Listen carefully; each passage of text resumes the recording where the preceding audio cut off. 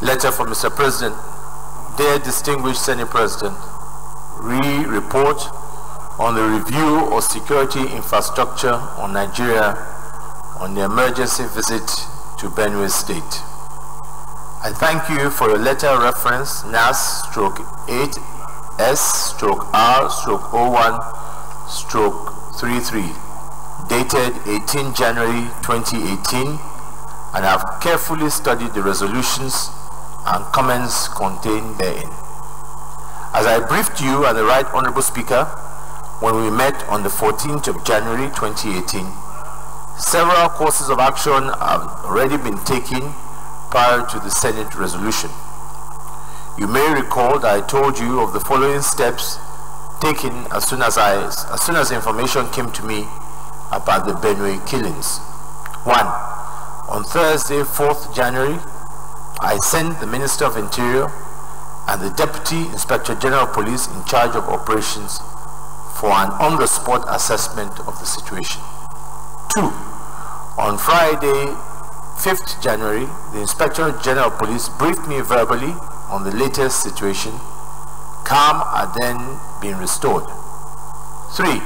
On Monday the 8th, the Minister of Interior met with the following: Governors of Adamawa, Kaduna, Niger, Taraba, Benue, and Nasarawa, together with the Director General of the State Security Services, Inspector General of Police, Commandant General Civil Defense, Minister of Agriculture and Rural Development, Commissioners of Police from the 6 aforementioned states, Controllers of Civil Defense from the 6 aforementioned states.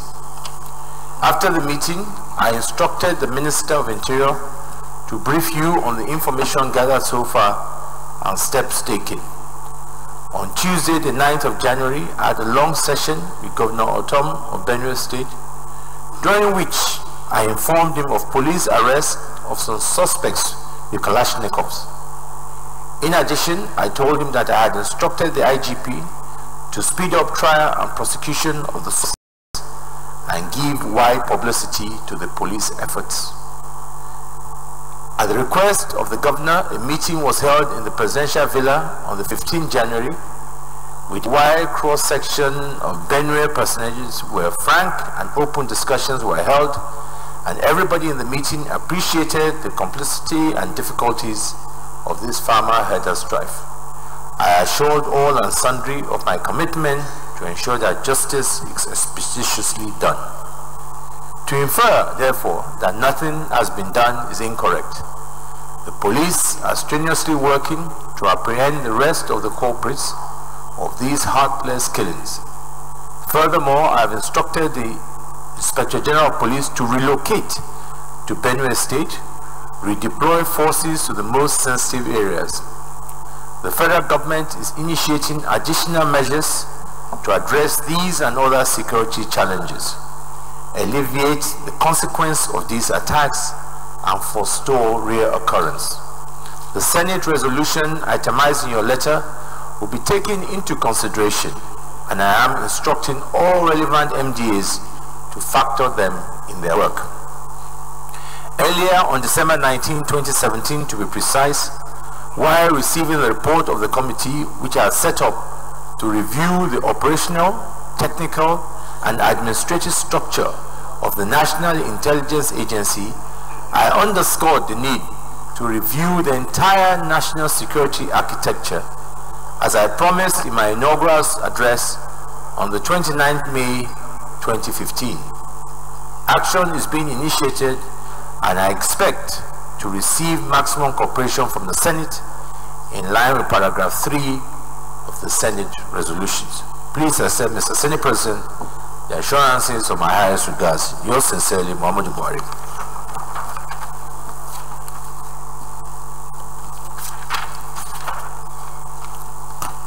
Distinguished colleagues, let me acknowledge the presence of members of Students' Union, Government, University of Nigeria, Nsukka, Enugu State, who are here in our gallery to observe Senate proceedings. Let me also acknowledge the presence of members of Experience the Senate, Abuja, who are also in the gallery to observe Senate proceedings. I wish them all a fruitful observation of the Senate proceedings. You may all sit down. Thank you.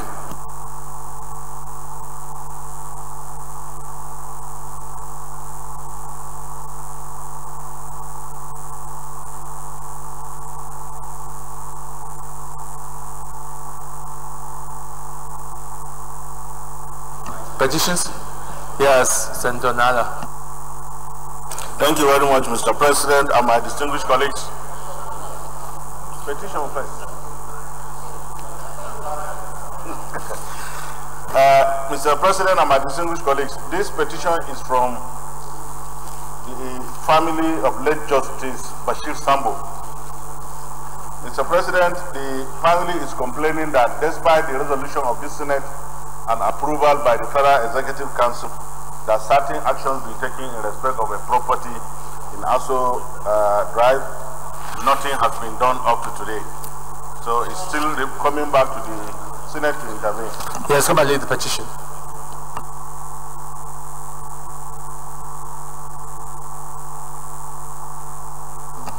Petition is referred to ethics and privileges, referred back in 2 weeks. Senator Omar Agege.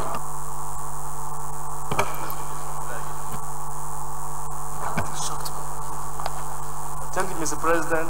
Senator Ovie Omo Agege, Delta Central Senatorial District. Mr. President, I have a petition from my constituent. His name is Lawrence Urisheje. It's against the Nigerian police force. It alleges wrongful and premature retirement from the Nigerian police force.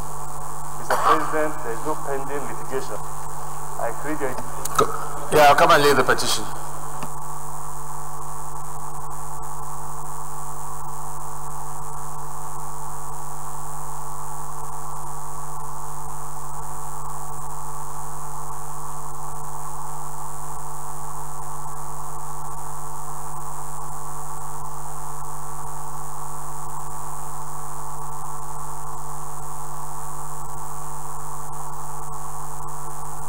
Petition is referred to ethics and privileges, report back in 2 weeks. Yes, point of order, Senator Dino Milai.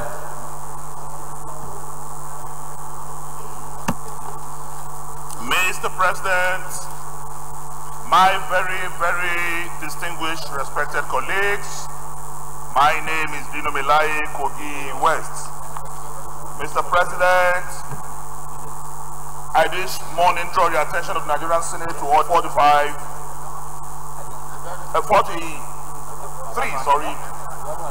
of the Standing Orders 2015 as amended. By the indulgence of the Senate and the leave of the President of the Senate, a senator may make a personal explanation, though there be no question before the Senate, but no controversial matter may be brought forward, nor a debate arise upon explanation. The terms of the proposed statement shall be submitted in detail to the President of the Senate when his leave to make it is sought. Mr. President, I want to bring to the attention of the Senate that it has been declared that the Joint Admission and Matriculation Board made a revenue or IGR of 5 billion naira in 2016,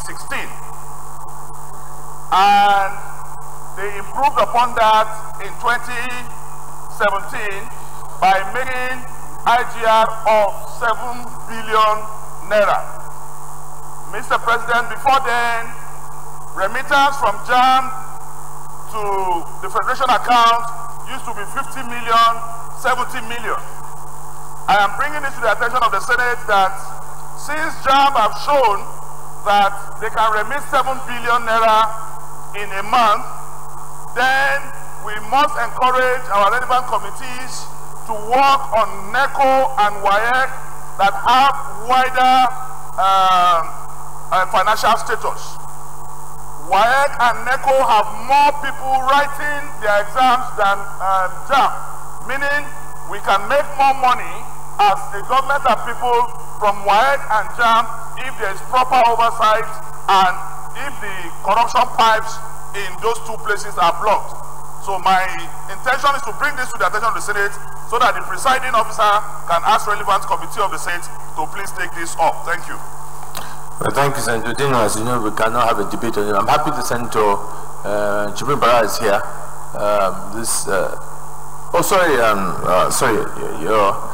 Your Excellency, former Governor of Sokoto State, Aliu Mamako, I think it's a matter you can maybe educate us on if you look into it and come up sometime next week to tell us what is the exact situation. I'll be appreciated. Leader of the Senate. Sorry, sir. Sir, I just want to add something that will enhance the motion by Senator Dino. If someone was posting only 50 million all those years, and another person came in and started bringing 5 billion, something was amiss. So we need to find out what happened in the past. So I think the committee should look at why were we getting 50 million and someone now is giving us 5 billion, 7 billion. Thank you, the leader, for well guided. Chairman, on also, I think it's a good point. Oh no, this is now to you, Senator Bajubo. It's a good observation. I mean, the fact that JAMB has now gone up to billions, and before we're doing millions. The question is, what has happened in the past? That why the sudden increase in the revenue, and what action has been taken for those who were there before to explain this. I think there's need for us to not just sweep it under the carpet and come. So again, if by next week yourself also can give us an explanation on this. Point of Senator Lidani. Mr. President, my name is Joshua Lidani. I represent Gombe South. My point of order is predicated on Order 43. If I may read with your permission. Go ahead. Your mic.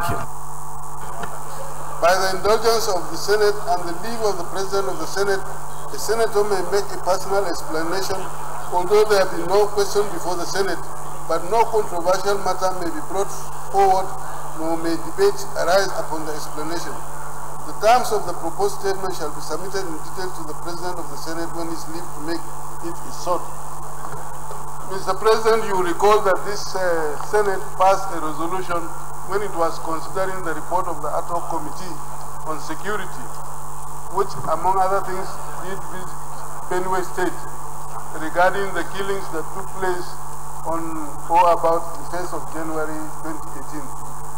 If the Senate clearly resolved that the Inspector General of Police be given 2 weeks within which to identify and arrest all those who perpetrated killings in Benue, this resolution was passed and was transmitted to the Inspector General of Police, but to the best of my knowledge, information and belief, no arrests have been made and no information has been brought to the Senate concerning the resolution that was passed to the Inspector General of Police. I therefore would like Senate President, in line with this resolution, to compel the Inspector General of Police to appear before the Senate to explain why he has not complied with the resolution of the Senate. Thank you, Mr. President. Thank you, Senator Lidani, for that observation. I can remember very clearly when we passed the ultimatum, there was a great concern by some of us that such resolution of this chamber must be taken seriously. And I think it goes just beyond the 2 weeks ultimatum. I think the whole integrity of the institution on issues as important as this must be taken seriously. I think the Senate Committee on Police and Intelligence should summon the IG to come before it by tomorrow to be able to make an explanation to also where we are on these 2 weeks ultimatum. And those two committees should report to us by Tuesday the exact situation or where we are. I think we must make it very clear to the security agencies, those kind of ultimatums cannot be taken lightly. Yeah, I think it was thinking about, with all due respect, let us give the committee the opportunity to appear before the committee. If by Tuesday we're not happy with the report they have given, then at that point we can take a decision to summon the IG. But I think the message we're saying that if people think that we're just going to sweep this thing under the carpet, the answer is definitely no. We're not going to stop until people are made accounted. And even as the President said in his letter, he has told the IG to ensure speedy prosecution of those concerned, and we're not saying that. And I hope the IG knows that he needs to take this seriously, because definitely this is a matter that the whole country, something needs to be done, and we'll make sure that that's happened. So the chairman of police is not here, neither is the chairman of intelligence. Leader, I think I'll give you that responsibility to locate them, to tell them that the IG must appear before them, and on Tuesday, the two of them jointly must give us a report on what action that the IG is taking. And will not stop until things are being done. Point of order, Senator Kabiru Marafa. Thank you, Mr. President, my distinguished colleagues. I want to come under Order 43, sir, personal explanations, and I want to stand on the previous person that brought it to just bring two issues, sir.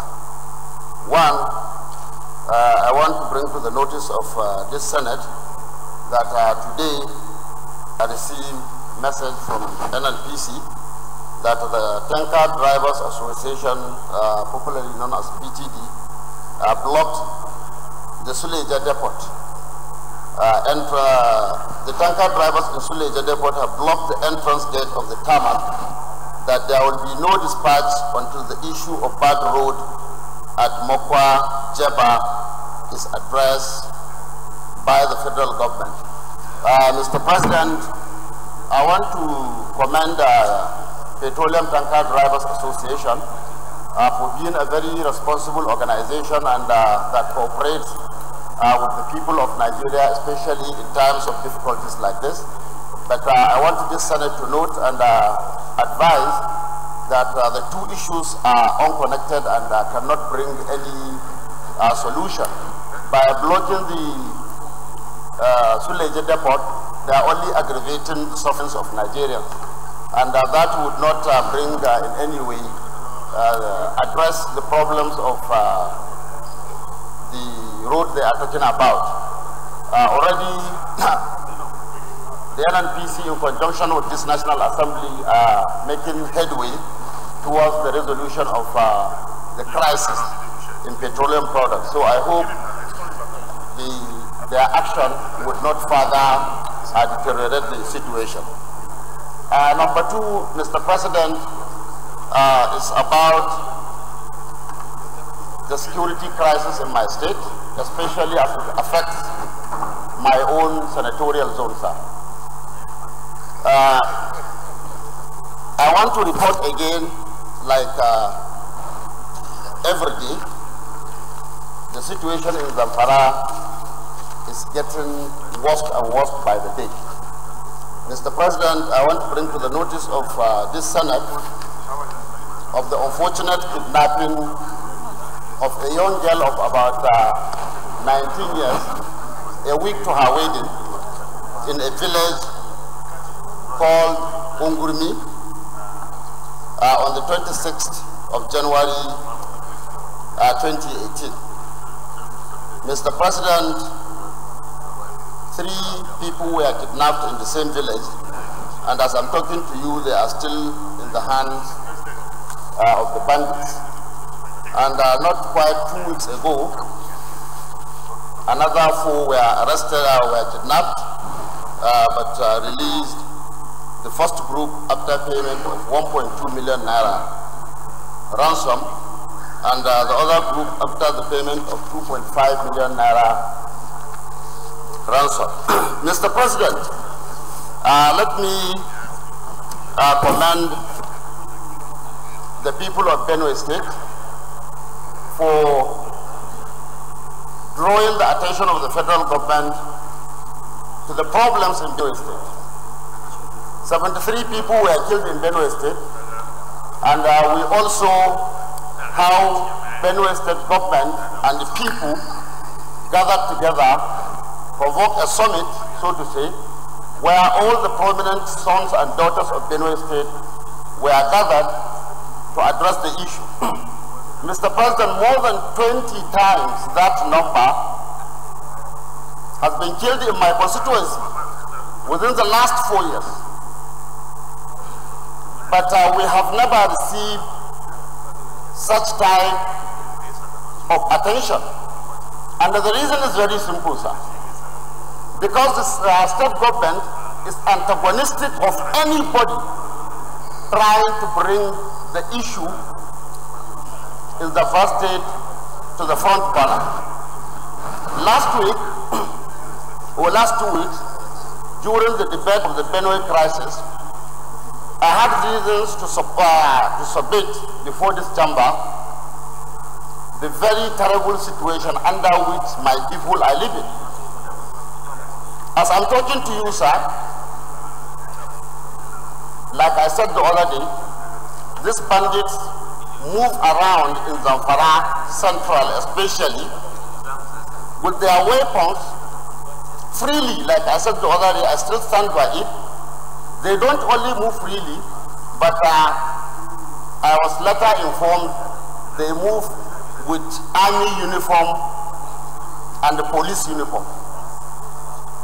Mr. President, I said that day, more than 60% of the constituency I represent is under siege,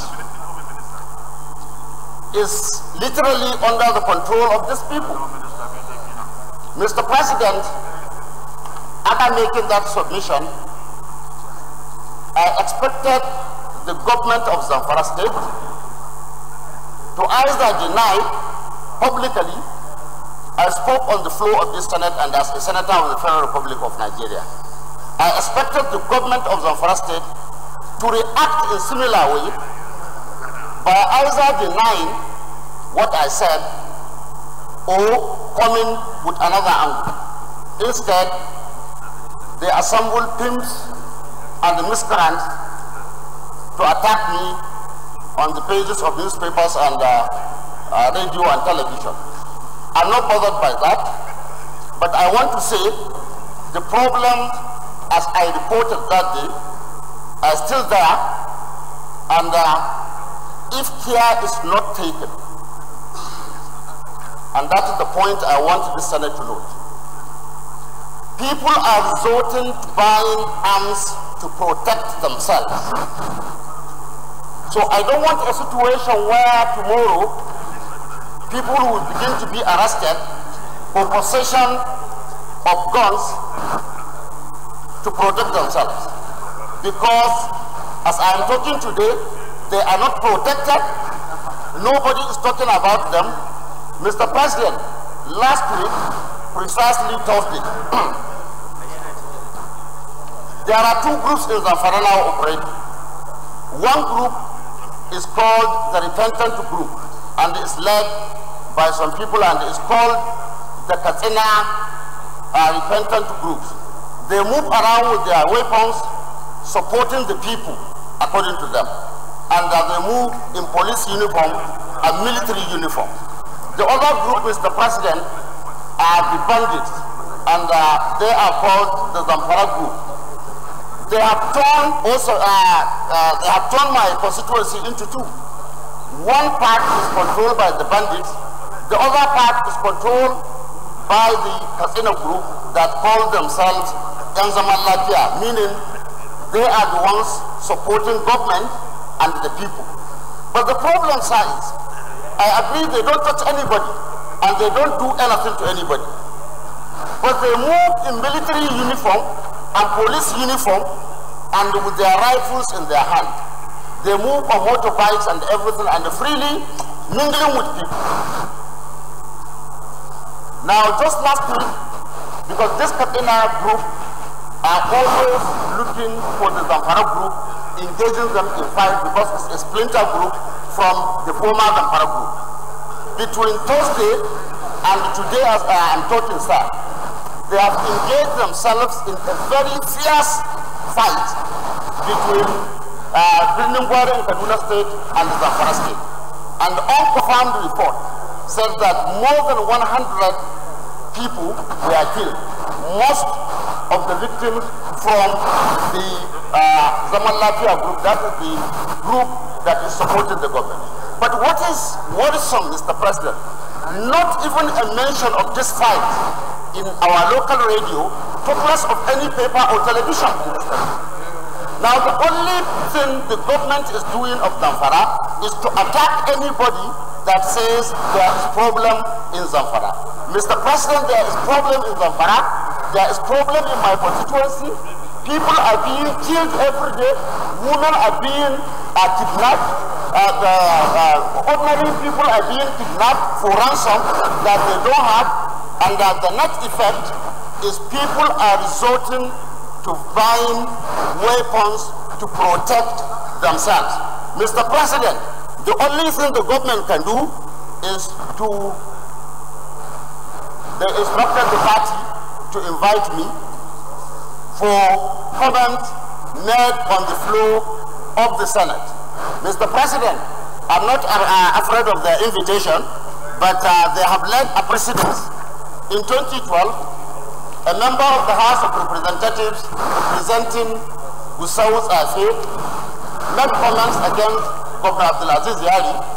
He was invited to Gusau, and miscreants were arranged that attacked him, smashed his cars and everything. Just late last year, the Zamfara State House of Assembly made attempts to invite the governor and thereafter made pronouncement to the effect that unless he attends, they are going to impeach him. The next thing is, the same party in Zamfara invited them for a meeting. And what happened? They were attacked, their vehicles smashed.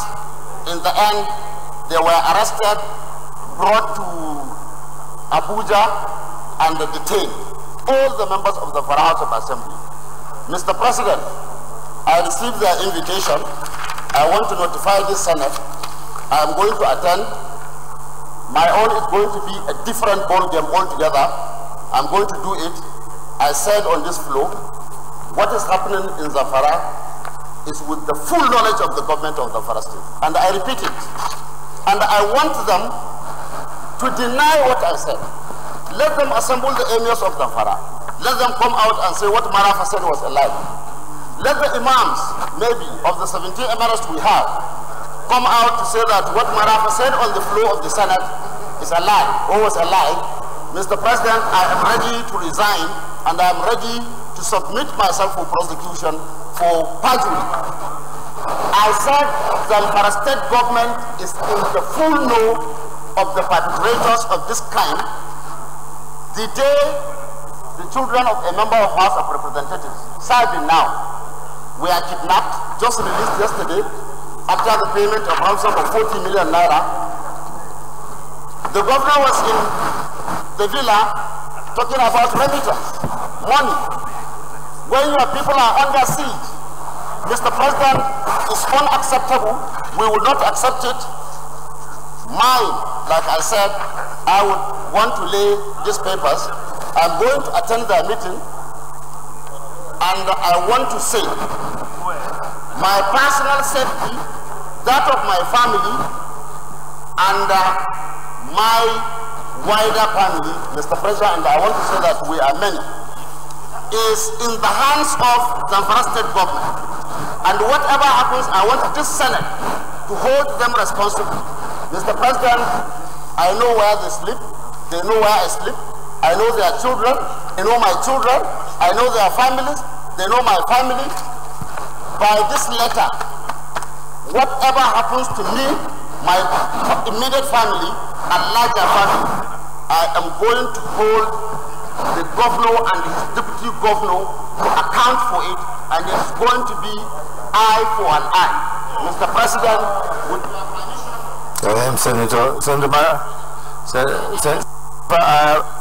I have been very patient so I think you need to maintain a level of decorum as respect of a senator. You are going fine. Let us keep it within the constitutional authorities and the law.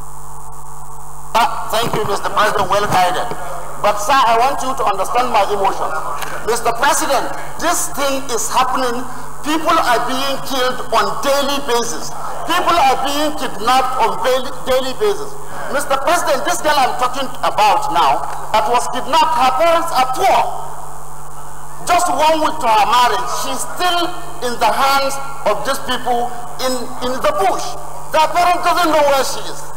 Mr. President, we need to lend our voices to the plight of the Zamfara people. And I'm speaking this, and I'm saying it that we need to look at the Zamfara issue before it gets out of hand.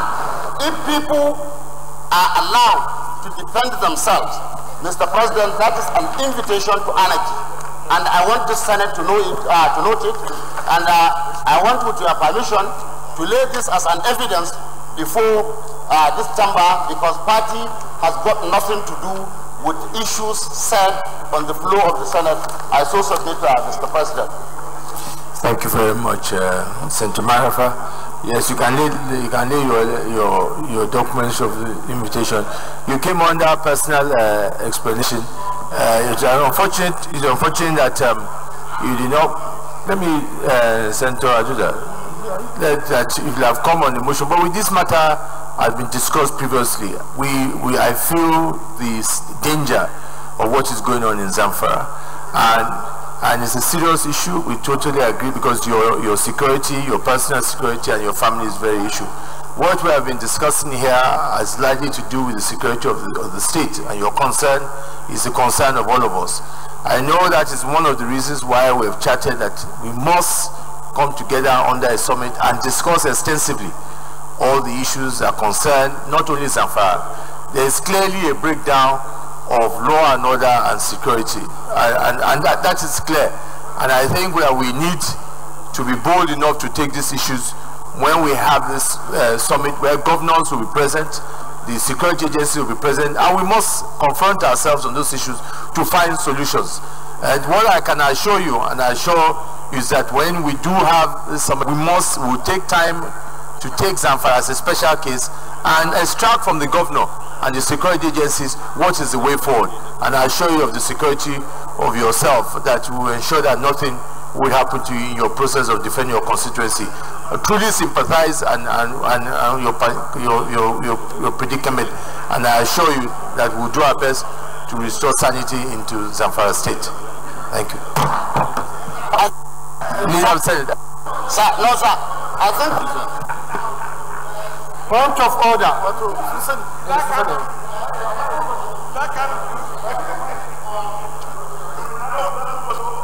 Point of order. Sir, there is another committee of this Senate on security that visited Zamfara. Mr. President, I want, with your permission, let us receive the Gaia committee that visited Zamfara, and attested to the fact that one of these people that was received in Gusau has a follower of 1,500. Senator Marafa, I have listened to you, so please let me, please.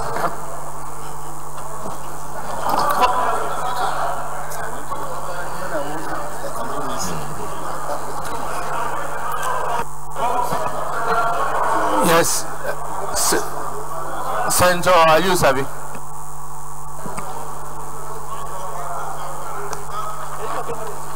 Thank you, Mr.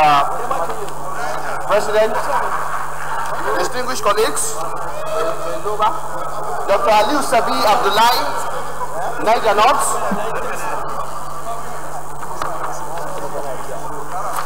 Mr. President, distinguished colleagues, I want to come under Order 43.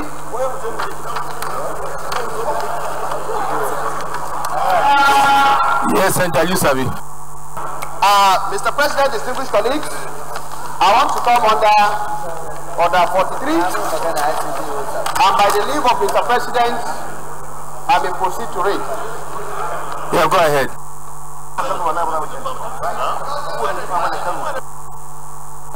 By the indulgence of the Senate and the leave of the President of the Senate, a senator may make personal explanation, although there be no question before the Senate, but no controversial matter may be brought forward, nor any debate arise upon the explanation.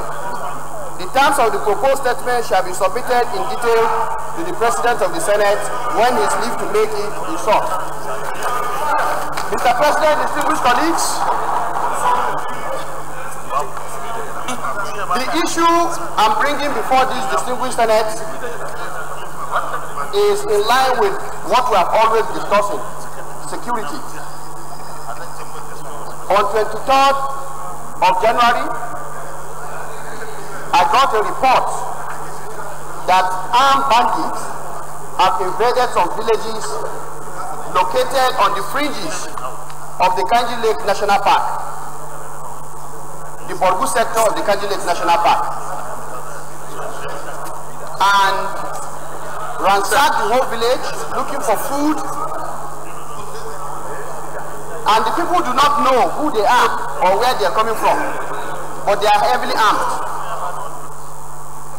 As a result of this, the vigilante group were invited, and in the process they were ambushed by these heavily armed men, and 3 of the vigilante members were... Senator Marafa, please sit down so that everybody was listening when you are talking. Let's listen to Senator Lusabi. Like I said, it has to do with armed banditry, and the unfortunate episode happened around 23rd of January in some villages that are located on the fringes of the Kanji Lake National Park, the Borgu sector. Mr. President, what is disturbing is that this is a remote area which links up to the border between Nigeria and the Benin Republic. And it is also a border town between Niger State and Kwara State.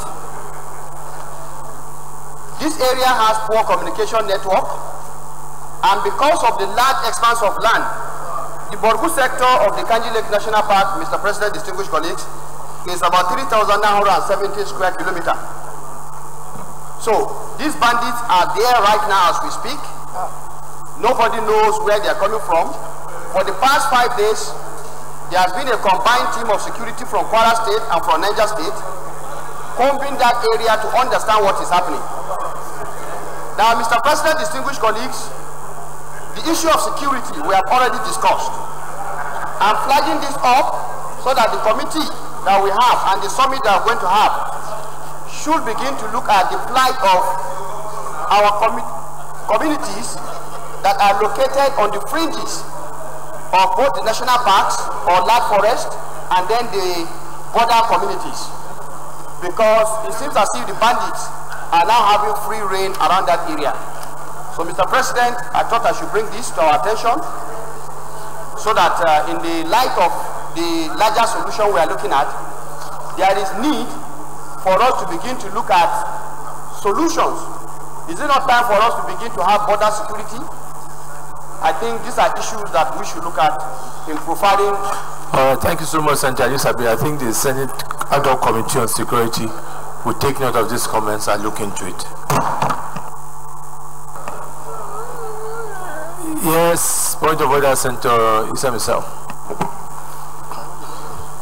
Mr. President, my distinguished colleagues, Senator Comrade Issa Hamamiso, representing the good people of Bauchi Central, Mr. President. Mr. President, my distinguished colleagues,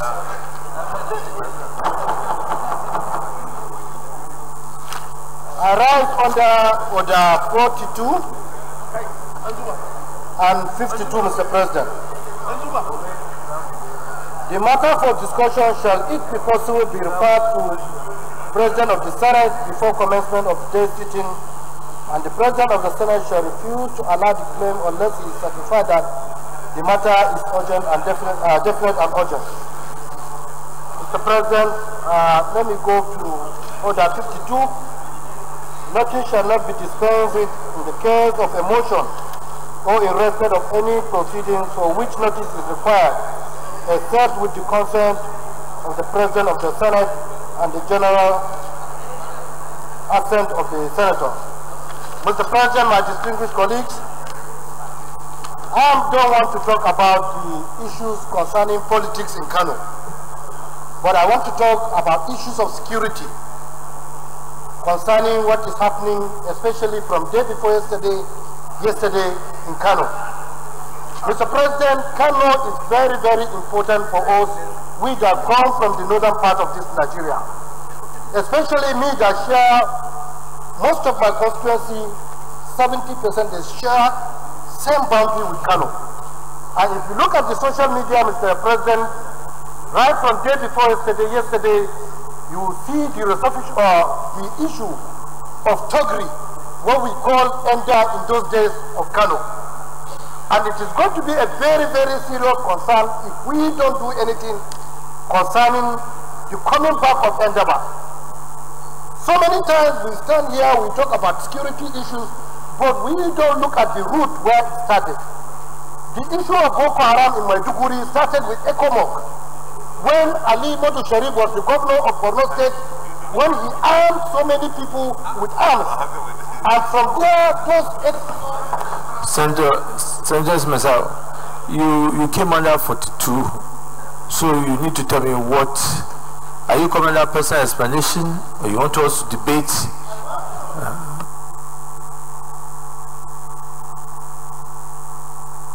All right, fine.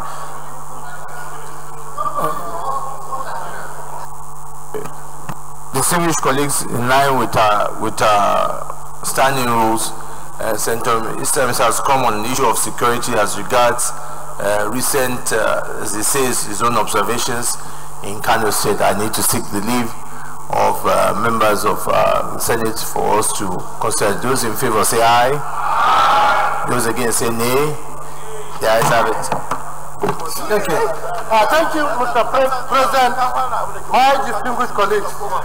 Mr. President, this issue started right from the time when one of our colleagues, Senator Engineer Musa Konkoso, was about to visit Kano. He gave a date that he's going to visit Kano to meet with his people, to visit his constituency. But instead of him allowed, for him to be allowed and given the necessary security, the police wrote a letter to him advising him not to go. I don't want to go deep into the reason why he was not allowed to go, but Mr. President, as we are sitting here, if somebody, a senator representing his, a particular constituency, will not be allowed to visit his constituency, I think we are not doing good for ourselves. One day it will become another person. Today is Senator Kwankwaso. And the issue, if you go through the social media yesterday to today, in the presence of State Assembly, in the presence of the state government, in the presence of even part of people from the National Assembly, if you see the kind of weapon that was used, people were parading more in thousands with weapons, and the only route to my constituency is through Kano. And Mr. President, if we don't talk about this issue, this is the beginning, because it took very hard, so many times for this issue of Indaba in Kano to be calmed. But today we are bringing back the issue of this insecurity in Kano. And we are watching. And Mr. President, I see no reason why a person who wants to travel to his own hometown as a sitting senator will be prevented just by security. If they are going to prevent him from traveling to his state, then they should give him another date whereby they will give him that security. And we are sure, yes, and we are sure, yes, Mr. President, then the issue of arms, if you look at, I have some pictures. For the first time in the history of this nation, a woman were giving arms to carry. These are the pictures. Women were giving arms to carry in broad daylight. And in Kano, yesterday, and day before yesterday.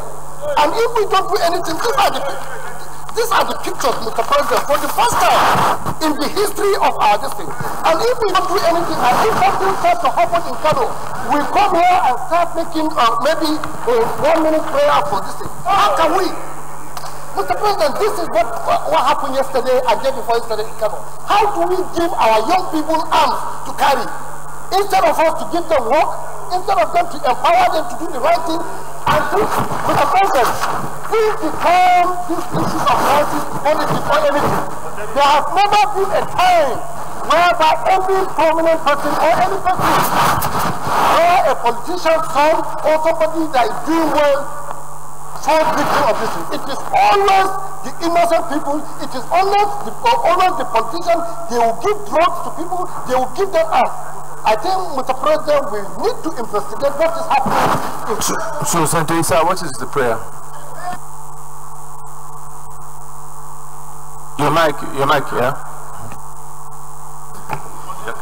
The prayer first is to condemn what happened in Kano.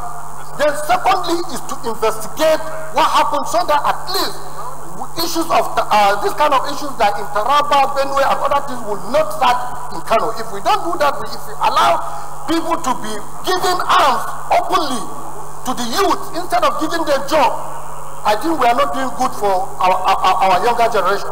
All right, thank you. Senator Kabiru Gaya. Mr. President,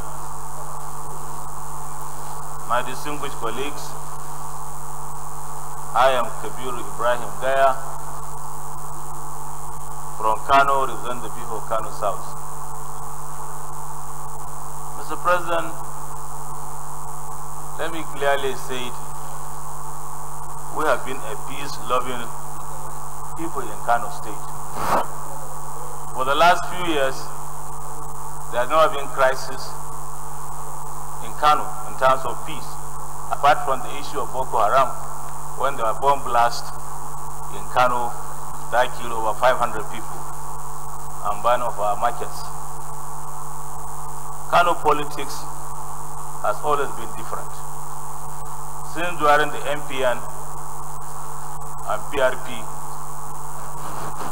and to NRC when I was a governor to SDP, and to PDP and MPP. Mr. President, Kano has always been a volatile state in terms of, or not terms of killing people, but terms of the politics always tough. But let me explain clearly that since there has never been that crisis, the rally we had for the last 3 days, or last 1 week, there was never instance of fight. There was never incidents. Even the one we had yesterday, whereby the crowd was marched in my store area, nobody was killed or even hurt. So please let's understand, even the issue of the two governors, the Kwankwaso and Ganduji, they were very good friends. They were governor and deputy governor for years. And the party and the government is working together to see how we can reconcile the issue. So therefore this matter is like a family matter and we are working to resolve it. So it's not a matter that we can bring it up here. But since and in anywhere, Mr. President, wherever we want to have peace, we will have peace. So let's work together for peace. Senator Baraj Jibril. Thank you, Mr. President. I am Baraj Jibril. I represent Kano North. Mr. President, I'm deeply worried. I'm worried in the sense that I know the effort you put to unite us here as a family under your leadership and be working as brothers. But a trend is now emerging that will create problem amongst ourselves. There's a big trend, and I'm sure, I know you as a good leader, you will find a way to stop this trend.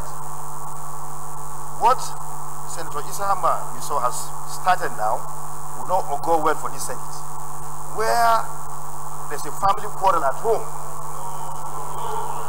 You can see now, this is a problem. This is a problem. This is an issue that has to do with Kano State. An issue that has to do with APC in Kano State. But the PDP are supporting one side against the other side. The PDP, you can see. This is an ugly trend. The PDP, Mr. President. The PDP, Mr. President. I've never gone to. There's no time, we know there will be a problem in all the states in the country. This is a family, a squabble, a backyard squabble that is happening in Kano. But yet, someone like Issa Miso is bringing that to the floor to create problem. protect me, Mr. President. Mr. President, please protect me. I need your protection. Go ahead, Senator Perosh. Carry on. Mr. President, we are all politicians. And that is why sometimes what is being referred to, sometimes you hear people saying dirty water of politics. There are bound to be disagreements. There are bound to be squabbles. Bringing squabbles, minor squabbles, occurring in states to the highest assembly in this country, the Senate, to discuss backyard squabble in states, I think it's a dangerous trend to this occurring, Mr. President. We have our little problem in Kano, and Isa Hamamisau has never cared to ask me as a senator from Kano what is happening in your state, and is bringing a matter that is happening within the family in Kano to the floor of this August Senate. Mr. President, you need to stop this trend, because by tomorrow I may get her to bring the squabble happening between Marafa and his governor to the floor of the Senate, or the problem happening between Isahama himself and his governor to the floor of the Senate. Their problem, have we cared to bring to the floor of the Senate? They've been finding themselves in Bauchi. Mr. President, this is an ugly trend. I want to say this. Don't you have a problem with your governor? You are Senator Isa, it's just rounding up, then I'll take your point of order. We have our internal party squabble in Kano. What we did yesterday and the day yesterday was to go out for campaign in respect of our local government election. And he's stating fact that he doesn't know about. He's giving false facts, false story to the Senate. In our own kind of politics, we have segments. We have women segment, we have our traditional hunters, and they are very good components of our political structure. Whenever we're having campaign, they do come. He knows that himself, but he's now being used by some other people to blackmail us. It's blackmail, Mr. President, by stating what is not true, giving facts, giving story that is not true to this August Senate, Mr. President. We never fought anybody. Nobody fought. Nobody killed anyone. There was no quarrel even yesterday. Yet, he's bringing stories that undermine our own political structure in Kano. This is not fair. When you come to the floor of the Senate to undermine the structure, the political structure, the political organization of a fellow senator, I think it's unfair. You need to call Isahama to order. This is not fair. And when you do this, what I'm going to bring a motion in respect to what is happening in your states. I will do that, Mr. President. All right, thank you. All right, thank you, Senator. Do sit down. All right. Senator Rabiu Gonkoso, I have noticed you are now contributing to this discussion. Do you have anything to contribute? Thank you very much, Mr. President. My name is Rabi Musa Gonkoso, representing Kano Central. Mr. President, I believe as a leader, I don't want to say anything at this particular point. Thank you, Mr. President. Well, thank you, Senator Rabi Gonkoso. I think your statement will go to show that this is still a family matter. That with due respect, that this is still a matter that can be addressed at the state level, because by his own observation as a leader, he shows that there are issues, but definitely there is still a room for some kind of solution. Distinguished colleagues, there is no doubt about it. As I said in my opening remarks at the beginning of this session, there is going to be a trend where politics will begin to creep in our efforts and our responsibility. We need to do our best to ensure that we do as much as possible to see how we can manage these kind of issues.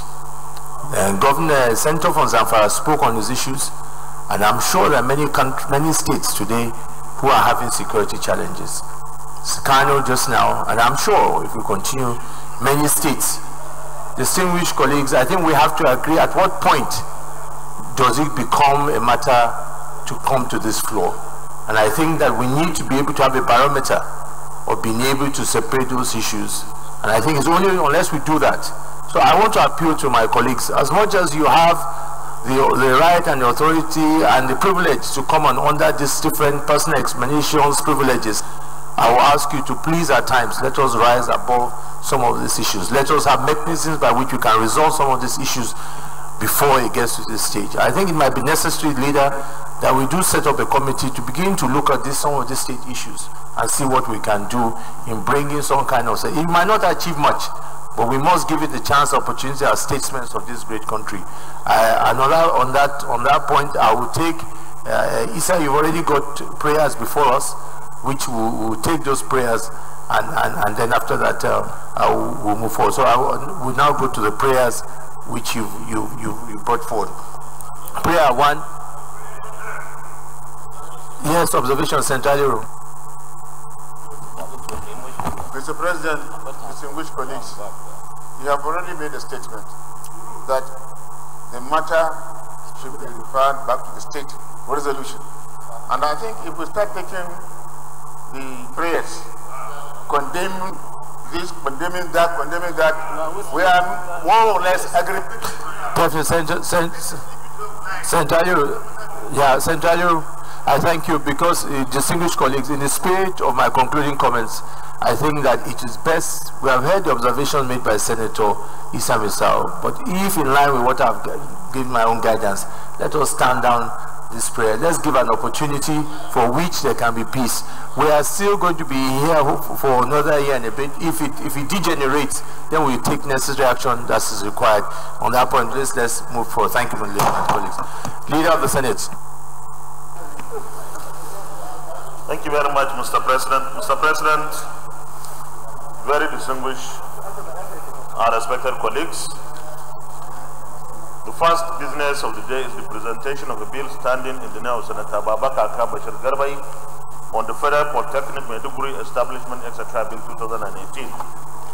Mr. President, you may wish to invite the Clerk of Senate to read the short title of the bill. Clerk of the Senate. Mr. President, distinguished senators, Federal Polytechnic Maiduguri Establishment, etc. Bill 2018, SB 607, first reading. Federal Polytechnic Maiduguri Establishment, etc. Bill 2018, SB 607, first reading taken. Leader of the Senate. Mr. President, very distinguished colleagues, the second business of the day is the presentation of a bill standing in the name of Senator Ali Ndume on the Federal College of Education, Goza Establishment, etc. Bill 2018. Mr. President, we wish to invite the Clerk of Senate to read the short title of the bill. Clerk of the Senate. Mr. President, distinguished senators, Federal College of Education, Goza Establishment, etc. Bill 2018, SB 608, first reading. Federal College of Education, Goza Establishment, etc. Bill 2018, SB 608, first reading taken. Leader of the Senate. Mr. President, very distinguished colleagues, the third business of the day is the presentation of a bill standing in the name of Senator Dino Melai on the National Income Salaries and Wages Commission Act, Amendment Bill 2018. Mr. President, you may wish to invite the Clerk of Senate to read the short title of the bill. Clerk of the Senate. Mr. President, distinguished senators, National Income Salaries and Wages Commission Act, Amendment Bill 2018, SB 597, first reading. National Income Salaries and Wages Commission Act, Amendment Bill 2018, SB 597, first reading taken. Leader of the Senate. Mr. President, very distinguished colleagues, the fourth business of the day is the presentation of a bill standing in the name of Senator Abubakar Kiari on the Federal College of Education, Monguno Establishment, etc. Bill 2018. Mr. President, we wish to invite the Clerk of Senate to read the short title of the bill. Clerk of the Senate.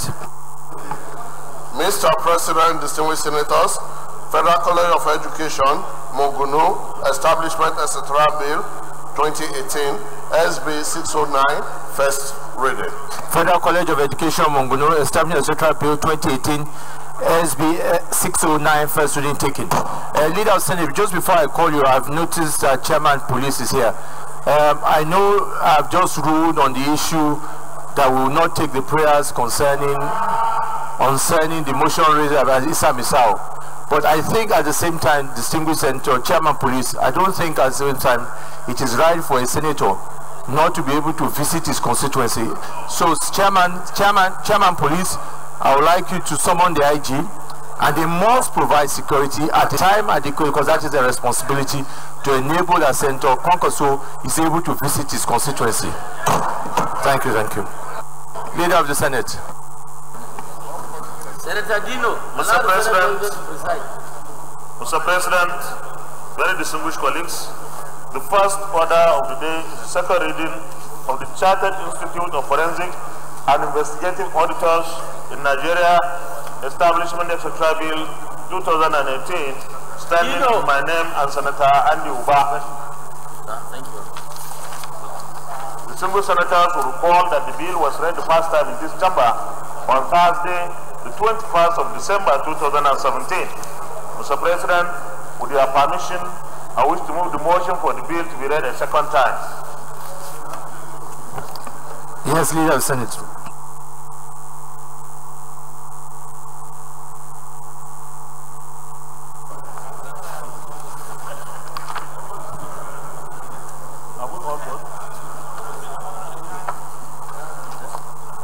Mr. President, my highly and distinguished and respected colleagues, permit me to lead the debate on this very important bill, which seeks to establish the Institute of Forensic and Investigative Auditors to develop and train professional forensic and investigative auditors in Nigeria, internal and external auditors, through a system of professional examination and certification that will make them be qualified and more skilled in the use of science and technology for fraud prevention, detection, and investigation.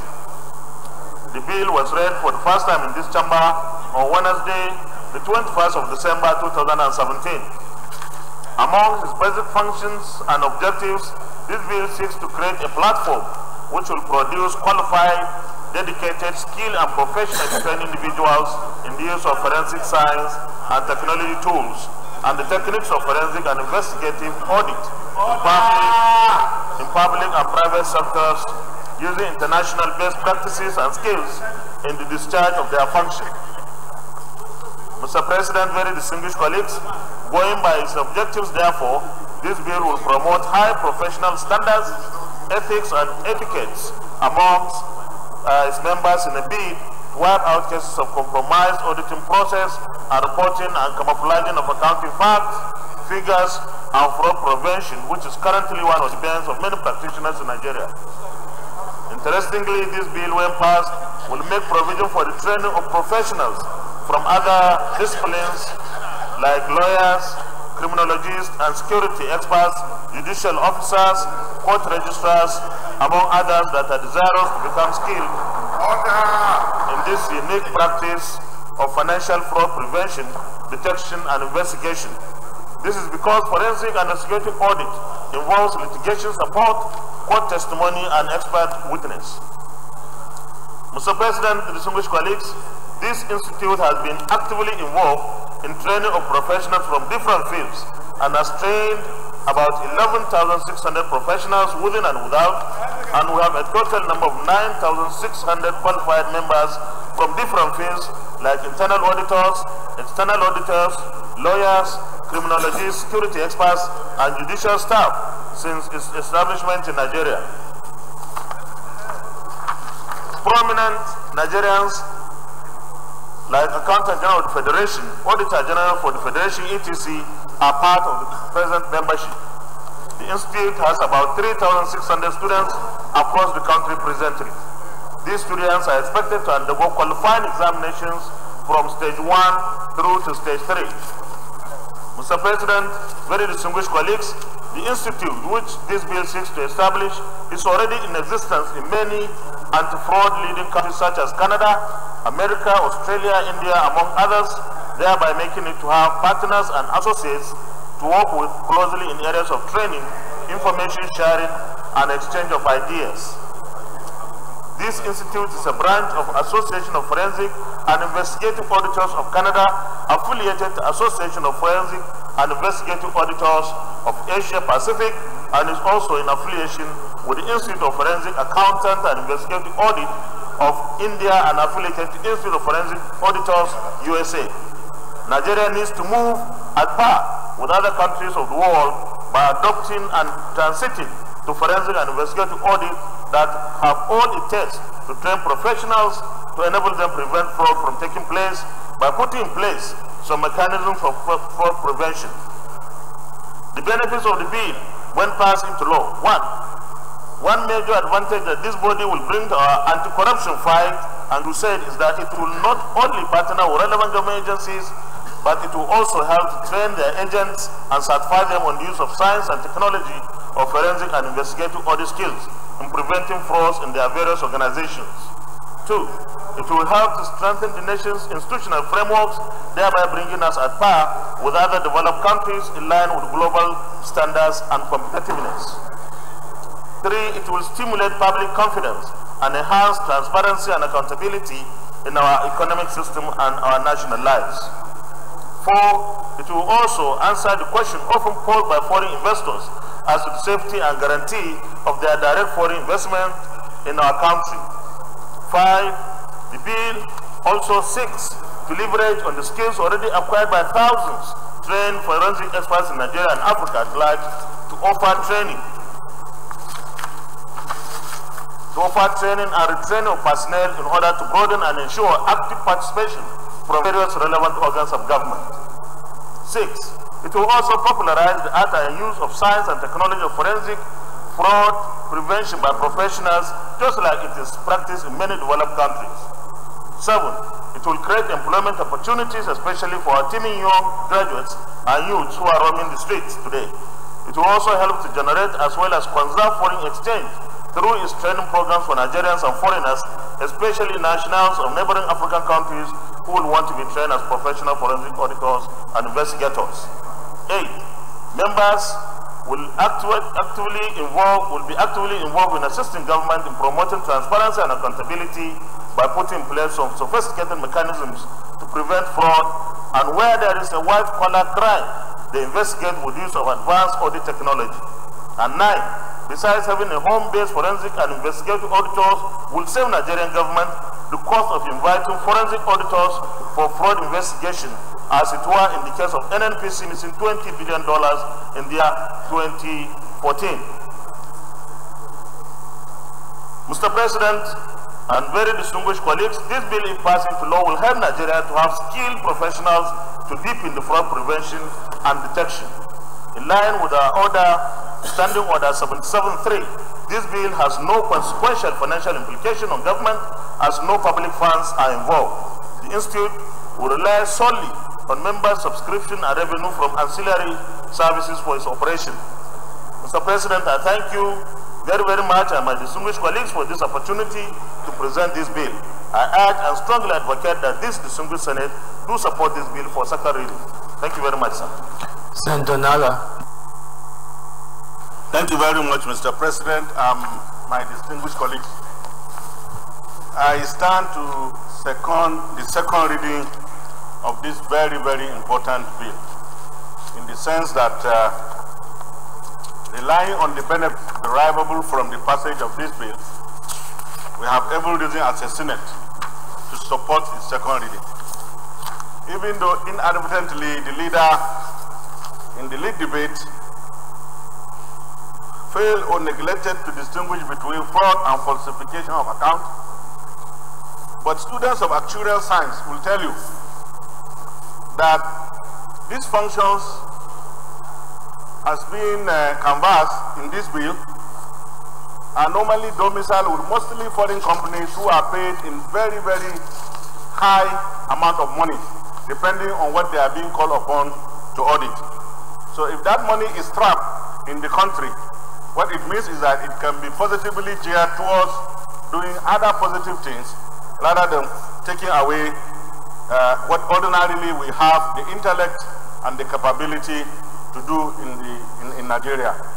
So I really, in support of the second reading of this bill, and I urge my colleague that this is so straightforward, that the benefits are too clear, that we do not need to delve so much and waste so much time into this, and that whatever contribution anybody wishes to make to enhance the richness of the bill can be taken at the public hearing if my colleagues so desire. I'm therefore urging my colleagues to accept the ruling of the leader that the bill be read the second time so that it can be put to question. Thank you very much. Distinguished colleagues, this is pretty straightforward. I know that we're just taking one similar that had to do with accountants, and this is to do with auditors. So those in favor that this bill now is read the second time, say aye. Those against, say nay. Yes, have it. Clerk of the Senate. Mr. President, distinguished senators, a bill for an act to establish the Chartered Institute of Forensic and Investigative Auditors in Nigeria and to provide for the registration and regulation of membership and for other matters connected therewith, 2018, second reading. A bill for an act to establish the Chartered Institute of Forensic and Investigative Auditors in Nigeria and to provide for the registration and regulation of membership and for other matters connected therewith, 2018, second reading taken. This bill is referred to the Committee on Establishment and Public Matters, report back in 4 weeks. Leader of the Senate. The second order of the day, Mr. President, very distinguished colleagues, the second order of the day is second reading of the Residency Right Bill 2018. Distinguished senators will recall that the bill was read the first time in this chamber on Tuesday, the 8th of November 2016. Mr. President, you may wish to invite Senator Dino Melaya to move the motion for the bill to be read a second time. Senator Dino Melaya.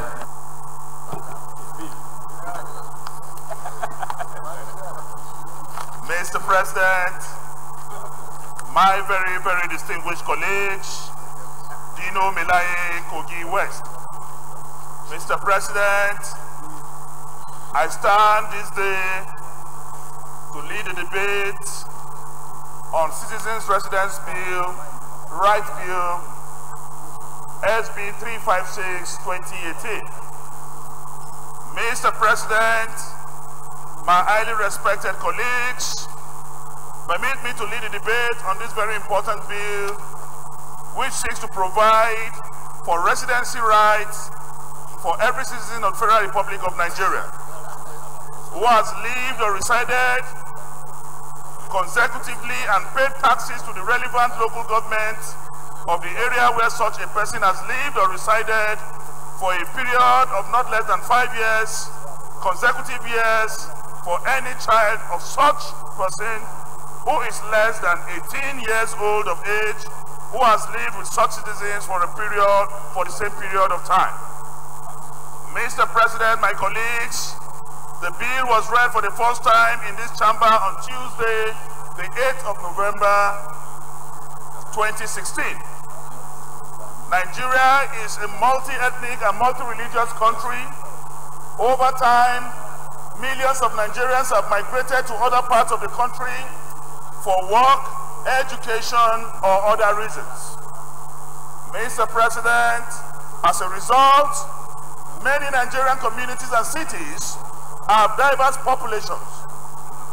Often, these are divided into the son of the soil or indigenes of such communities, and residents originating from other parts of the country who are considered as settlers, even after continuous residence for over 2 generations or even more. Mr. President, my respected colleagues, despite the length of residency in an area, being an indigene or a settler often has implications for one's access to land, chieftaincy offices, jobs, scholarships, and political office. These political and economic resources are often considered to be the rightful preserve of the indigenes.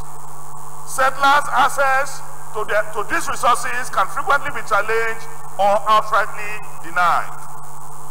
Mr. President, my highly respected colleagues, the division between indigenes and settlers therefore poses difficult challenges for a common Nigerian citizenship. In some cases, the settler population might even feel that its religious and cultural rights are under threat. The way the Nigerian state has handled the interaction between indigenes and settlers is part of the problem. Section 25(1) of the Constitution of the Federal Republic of Nigeria promises a single Nigerian citizenship, while Section 52 expressly forbids discrimination against any other Nigerian based on circumstances of their birth. However, when it comes to defining membership of one of Nigeria's 36 states, Section 3181 of the Constitution as amended promotes the special interest of those born on the soil. The specific promotion of nativist rights started with the 1979 Constitution. Mr. President, my respected colleagues, the principle of indigenship is about ownership of the community, local government or states. But this ownership is not in the narrow judicial sense of owning a piece of private property, but refers instead to the right to recognition as the preeminent ethnic group within the unit. It is about the right to determine the rules of engagement in inter-ethnic reactions or relations within the unit in question, and the right to dictate the pecking order for enjoying political and economic resources associated with the Nigerian states. Mr. President, indigenship therefore effectively introduces a two-tier citizenship in Nigerian 36 states and 774 local government areas. Some can lay claim to ancestral connections to the soil and consequently enjoy indigenship rights, while others have no such ancestral claims and must therefore suffer different degrees of political and social exclusion. Many are thereby denied access to both material resources and symbolic recognition in the communities where they may have lived for generations and to which they pay their tax. Mr. President, this is even in our educational curriculum. The social studies, that is the basic rudimentary disposition of our social studies, teaches us about Jaja of Okwobo, Awolowo of Western Nigeria, Azikiwe of Eastern Nigeria, and Sardauna of Northern Nigeria. So these already create ethnic consciousness in us as a people. And if we must unite as a people, we must begin to see ourselves as brothers, as sisters, more as Nigerians than where we originally come from. For instance, 1st October 2011, the Abia State government dismissed 80 women from neighboring Ebonyi states on the grounds of their non-indigenous status. Many of these women are not only Igbos, but the majority of them are married to men from Abia State. They fell victim to the indigeneity rules because administrative regulations of the Federal Character Commission regard women as belonging to their paternal local government and not that of their husbands. Mr. President, there is therefore a gender dimension in the impact of indigeneity principle, since it disadvantages millions of women who marry outside their original home areas. They are officially regarded as members of the community they no longer live in. Mr. President, this bill is an attempt to address these anomalies by expanding the citizenship to include residency principle. Real change can only come when majority of indigents see the positive points of incorporating long-term residents into their communities. Incorporating long-term residents into membership of communities. Mr. President and distinguished colleagues, this bill seeks to address the challenge of indigeneity currently going across the country. Instead of having state of origin, what we should have is state of residence. Mr. President, we are too ethnic conscious to the extent that the hospital card you obtain from the hospital, there's a column for religion, there's a column for tribe, there's a column for state, there's a column for local government, as if this will in any way facilitate your medical recovery. Emeka should be able to contest election in Kano if he has resided in Kano for a periodic time and is a taxpayer in Kano. Sheikh Husani should be able to contest election in Ogbomoso if he has lived in Ogbomoso for a stipulated number of years and is a taxpayer in that community. So the essence of this bill, Mr. President, is to say that the very essence of the bill is to make sure that we have one united Nigeria. Instead of having a state of origin, we should have state of residence, as is being practiced across the globe. It is the practice in the United States, it is the practice in the United Kingdom and other civilized parts of the world. The bill needs the support of every distinguished members of this chamber, as it will go a long way to put to rest the initiative and settlers or resident question, as well as facilitate unity and integration. It will fight tribalism, ethnicism, and sectionalism. We will have one Nigeria where we will be judged by meritorious advantages more than peculiar interests. I call on my colleagues this afternoon to please support, in the spirit of one Nigeria, in the spirit of togetherness, support this very important bill. I thank you for your attention. I say God bless you. Thank you, Senator Dinamila. Senator James Manager.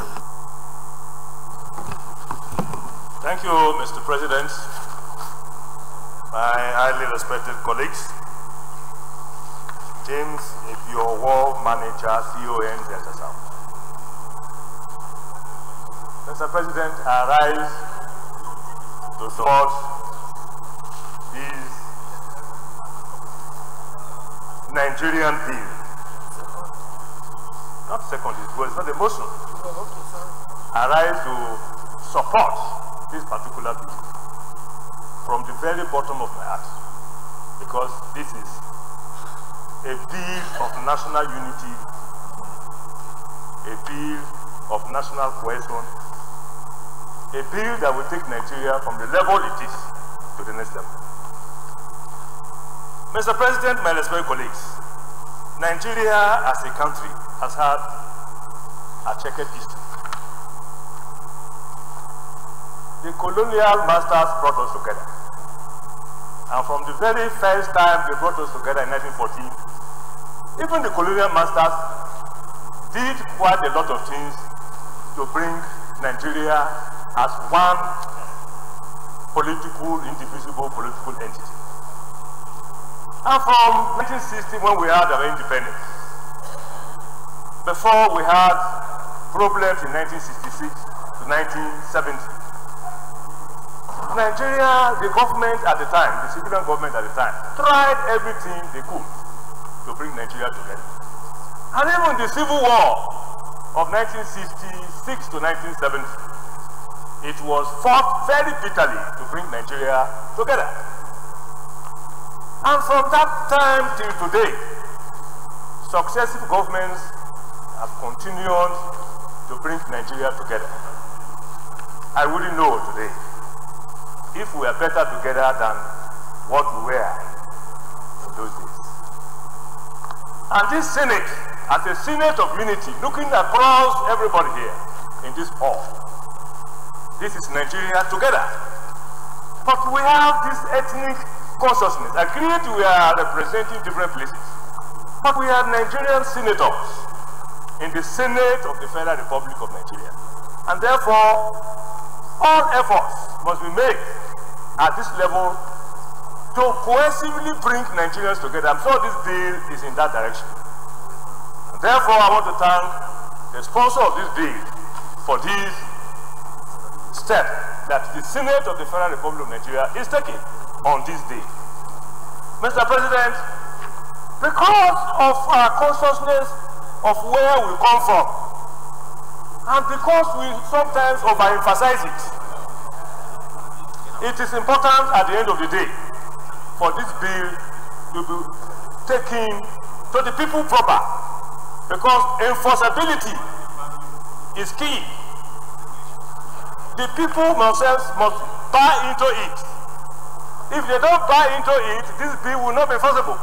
Because, Mr. President, as we speak here, Nigerians, if you ask them wherever they are, except outside the country, who are you? After the name, the first thing will be, I am an Ibibio man. If they ask you, where are you from? The first thing the person will say, I'm from Kwara State and a particular tribe. And therefore, whatever we do to bring Nigeria together, we take Nigeria to the next level. But enforceability is key. Mr. President, my respected colleagues, I buy into this bill with all that in me, because it's a bill of national unity, a bill that will take Nigeria from where we are to the next level. Some of the problems, insecurity problems that we have here and there, this bill, by the grace of God, will cure all that. But whatever we do, we must take it to the people. And when we are doing public hearing on this bill, the people themselves must be invited. Traditional rulers must be invited. The owners of land must be invited. Because this emphasis on where do you come from, it is the problem, is the pain of Nigeria today. Mr. President, I support this bill, and I want to urge all my colleagues to also buy into this bill. And by the grace of God, this bill will take us to the next level. Thank you, Mr. Senator Shehu Sani. Mr. President, thank you very much for this opportunity. Mr. President, this bill, if I'm not mistaken, is set to lay a foundation that will strengthen our unity, our peace and solidarity as a people. It is of concern that Nigeria is more divided now than it has ever been. If you go through the public opinion and opinions that are posted on social media and traditional media, you will see the divide between the north and the south, the divide between Muslims and Christians, and the divide that is in line with our ethnic identity and ethnic affiliation. It is of concern that over 100 years after our amalgamation as a nation, we still identify with the geographical locations we come from that the nation we all aspire to build. We must not deceive ourselves. The unity of Nigeria is more in the national anthem, more in the national pledge, more in the coat of arms than it is in our hearts and in our minds. People identify themselves as tribes and as religionists. And we should tell ourselves the truth, that until and unless we take urgent and necessary steps that will strengthen our unity, we must be ready for an implosion that nobody can contain in the future. Mr. President, it is tribalism, it is religious bigotry that leads to issues like nepotism and favoritism. Until and unless leaders demonstrate in their words and in their deeds that they are truly Nigerians, and if they don't, we don't expect people in the grassroots to take themselves and identify themselves as Nigerians. We are all here as senators representing the whole parts of the country. But it is also true that in some of our utterances and positions, we emphasize on the religion and the ethnic group or tribal group we come from. And we should understand that in Africa today, some of the worst conflicts that will be faced are rooted deeply in this paramount importance to the ethnic and religious groups we come from. Nigeria has been working towards strengthening its unity, but it shows clearly that of recent, we are simply deceiving ourselves to say we are united as a country. The most important thing is that bill like this should be given an emphasis so that Hausa people that are in Asaba will feel very comfortable. Igbo people that are in Kano and Kaduna will also take that place to be part of their home. Eviction notices being given to people from different ethnic groups clearly points to the danger of the Nigerian state. And again, Mr. President, if we should see ourselves as one and a united country, then our leaders should demonstrate that by equity and justice in the affairs of the state. Thank you very much. Senator Olujimi. Thank you very much, Mr. President. Biodun Olujimi, Ekiti South. Mr. President, distinguished colleagues, let me thank Senator Dino Melai for bringing this bill at a time when Nigeria needs it the most. As earlier said by Senator Shehu Sani, Nigeria is more divided now than ever before. And this is the time we need a bill that will bring all of us together and ensure that we think as a people. Mr. President, there is a gender leaning to this bill, and that is to say that women suffer the most when it comes to indigeneity and all the ills attached to it. Most of the times when you want to contest or do anything, they ask you to go to your place of birth. Maybe you have been married outside your place of birth. And it happens mostly in politics when you want to contest. I assure you, Mr. President, most of the female members of this hallowed chamber contested from their places of birth. And that should not be, because we're married elsewhere. Other than being married elsewhere, we have lived elsewhere all our lives. And for patriotism to take root in Nigeria and cure the major ills of this nation, we need to think as a people. In my local government, Mr. President, distinguished colleagues, I have Igbos who speak Ekiti and my own dialect in Omu better than I do. But we find it difficult allowing them contest where they have been and they muster enormous support. This bill will cure all these acts. And I believe, Mr. President, going forward, there should be a consequence for anyone who goes against the contents of the bill. There has to be consequences, and that will bring about the unity we desire. Thank you, Mr. President. Senator Mao Huabunga.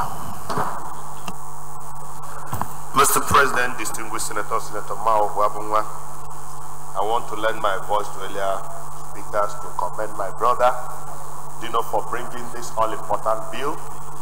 And I want to stand on this floor to rechristen this bill to be restoration bill, because this is the bill actually we've been waiting for the unity of this country. We have long time lip service to unity. And like the earlier speakers, if we needed peace anytime, we need it more now than ever before, because you could see that we're almost at the point of disintegration. Even looking at the motions raised this morning, point of order, they're all in relation to security, peace, unity of this country.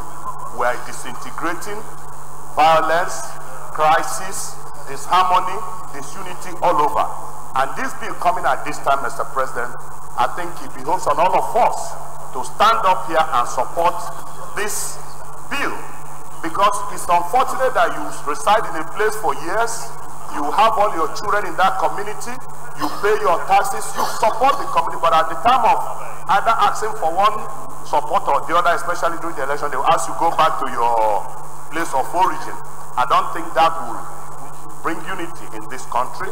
I think I stand to support this bill. The only thing as amendment to this bill is that I would want to say that it should not be less than 10 years and not 5 years. Maybe during the public hearing they will take care of that, and we'll all be part of this public hearing. I want to support this bill in its entirety. Thank you, Mr. President. Distinguished colleagues, let me put this question. Those in favor that this bill be read the second time, say aye. Those against, say nay. Guys have it. Clerk of the Senate.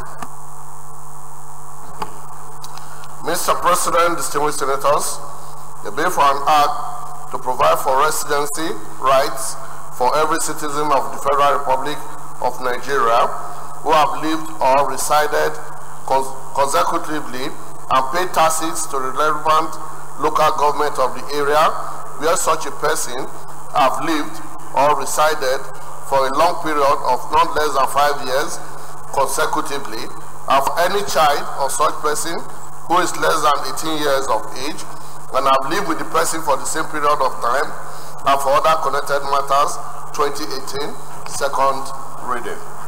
A bill for an act to provide for residency rights for every citizen of Federal Republic of Nigeria who have lived or resided consecutively and paid taxes to the relevant local government of the area where such a person have lived or resided for a long period of not less than 5 years consecutively, and for any child of such person who is less than 18 years of age and have lived with the person for the same period of time, and for other connected matters. 2018 second reading taken. This bill is referred to the Committee on Judiciary, Human Rights and Legal Matters and report back to folks. Let me thank Senator Dino and all those who contributed for this very important bill, which you've christened Nigerian bill, bill of national unity, bill to bring togetherness. A very important bill, and I hope that the committee, when they do the public hearing, will ensure greater participation of all key stakeholders, with the hope that we can have a common position on this, and I think to go a long way in bringing unity to this country and continue to make the country stronger. Leader of the Senate. Mr. President, very distinguished colleagues, the third order of the day is second reading of the Federal University of Technology Manchok Establishment Etc. Bill 2018. Distinguished senators will recall that the bill was read the first time in this chamber on Tuesday, the 25th of July 2017. Mr. President, you may wish to invite Senator Danjumala to move the motion for the bill to be read a second time. Senator Danjumala. Thank you, Mr. President. My distinguished colleagues, I am Senator Danjumala, represent Kaduna South. I lead a debate on the bill for the establishment of the Federal University of Technology, Manchok.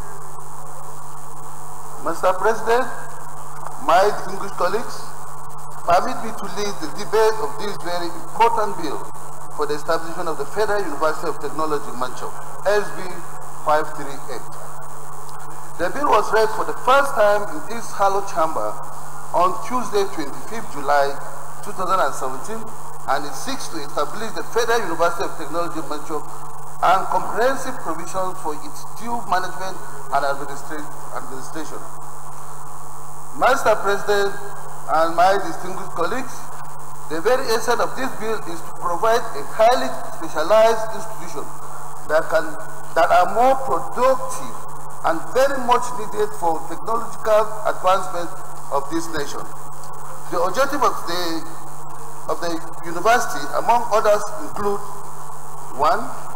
To encourage advancement of learning and to hold out to all persons without distinction of race, creed, sex, or political conviction an opportunity of acquiring a higher education in science and technology. 2. To develop and offer academic and professional programs leading to the award of diploma, first degree, postgraduate research and higher degree,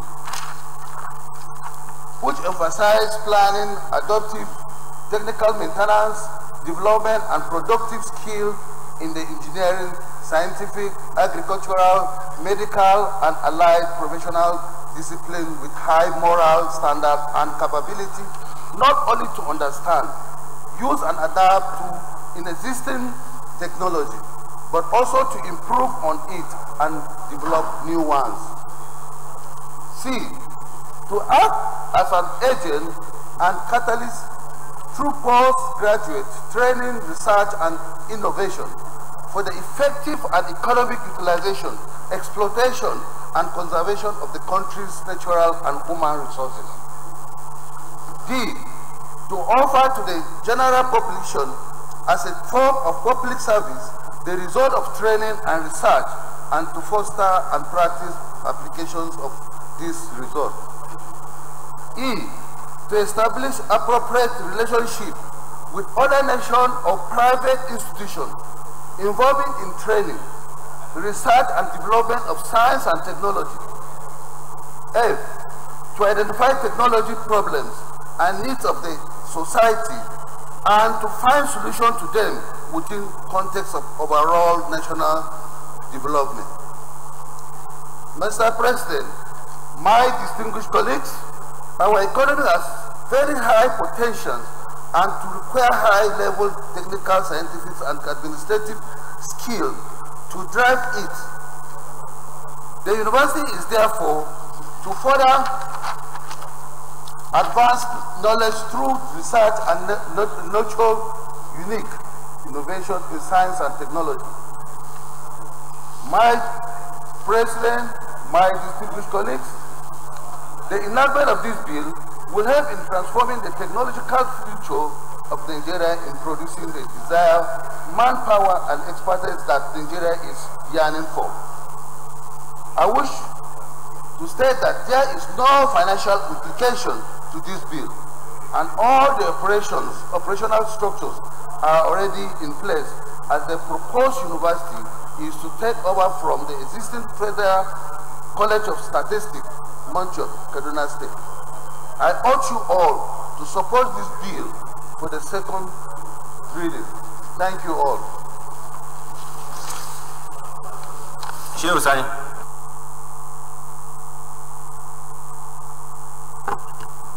Thank you, Mr. President. I stand to second and support this very important bill. The southern part of Kaduna is one of the most naturally endowed parts of Nigeria, and the presence of this university in that part of the state will serve as a springboard for exploring the natural, human, and material resources that abound in that part of the state. It is a fact that that part of the state is one of also the most marginalized, abandoned parts of Kaduna State over the years. So I believe that setting up a university there will open up the space for the locals as well as research that can take place there. Mr. President, we are faced with an educational crisis, in the very sense that the existing universities have not been able to provide opportunities for our young ones to study. So there is no saying that more universities are needed, but they should be to the standard which they ought to have been established for. So I believe that this bill will open up the space in southern Kaduna, and this university, when eventually established, will also provide the necessary learning environment for the whole of the state, the whole of the region, and the whole of Nigeria. Thank you very much. Yes, Senator James Manager. Mr. President, my respected colleagues, James Manager Delta South. Whereas I am not opposed to the bill, but Mr. President, I want to draw attention to senators who are presenting or sponsoring bills. Because this particular one, we are talking about an upgrade from a technological school to a university. Certainly there will be cost implications, no doubt about that. And adding the cost implication to every bill as provided for in the rules is compulsory for all bills. I am also a Kaduna State man. I will not be opposed to this bill. I'm not raising it, but in case of next time, so that let everybody be aware that the moment you move 1 inch to another, certainly there are financial implications, and it's a requirement, a basic requirement of our rules, which must be complied. Thank you, Mr. President, for the opportunity. Okay, I'll put the question. Those in favor that this bill read the second time, say aye. Those against, say nay. The ayes are. Clerk of the Senate. Mr. President, distinguished senators, the bill for an act to provide for the establishment of the Federal University of Technology, Niger, and for other matters connected therewith, 2018, second reading. A bill for an act to provide for the establishment of the Federal University of Technology, Bangkok, and other matters connected there with 2018 second reading taken. This bill is read to Committee on Tertiary Institutions and Tetfund. Report back in 4 weeks.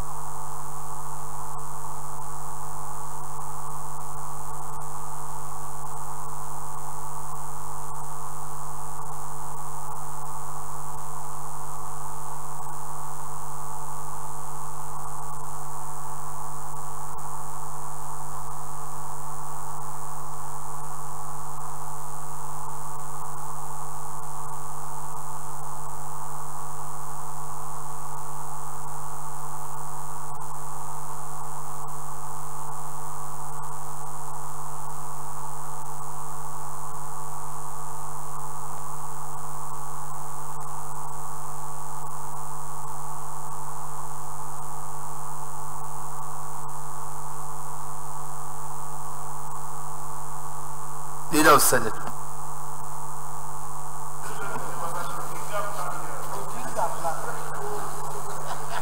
Mr. President, Mr. President, very distinguished colleagues, the fourth order of the day is the second reading of the Federal Polytechnic at Depot, London, Benue State, Establishment, etc. Bill 2018. Distinguished senators will report that the bill was read the first time in this chamber on Tuesday, the 13th of June 2017. Let's tell you I'm from Benue.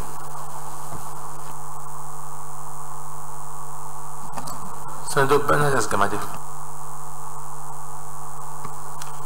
Thank you, Mr. President. My name is Barnabas Gamade. I represent Benue Northeast Senatorial District. Mr. President, my distinguished colleagues, I rise to move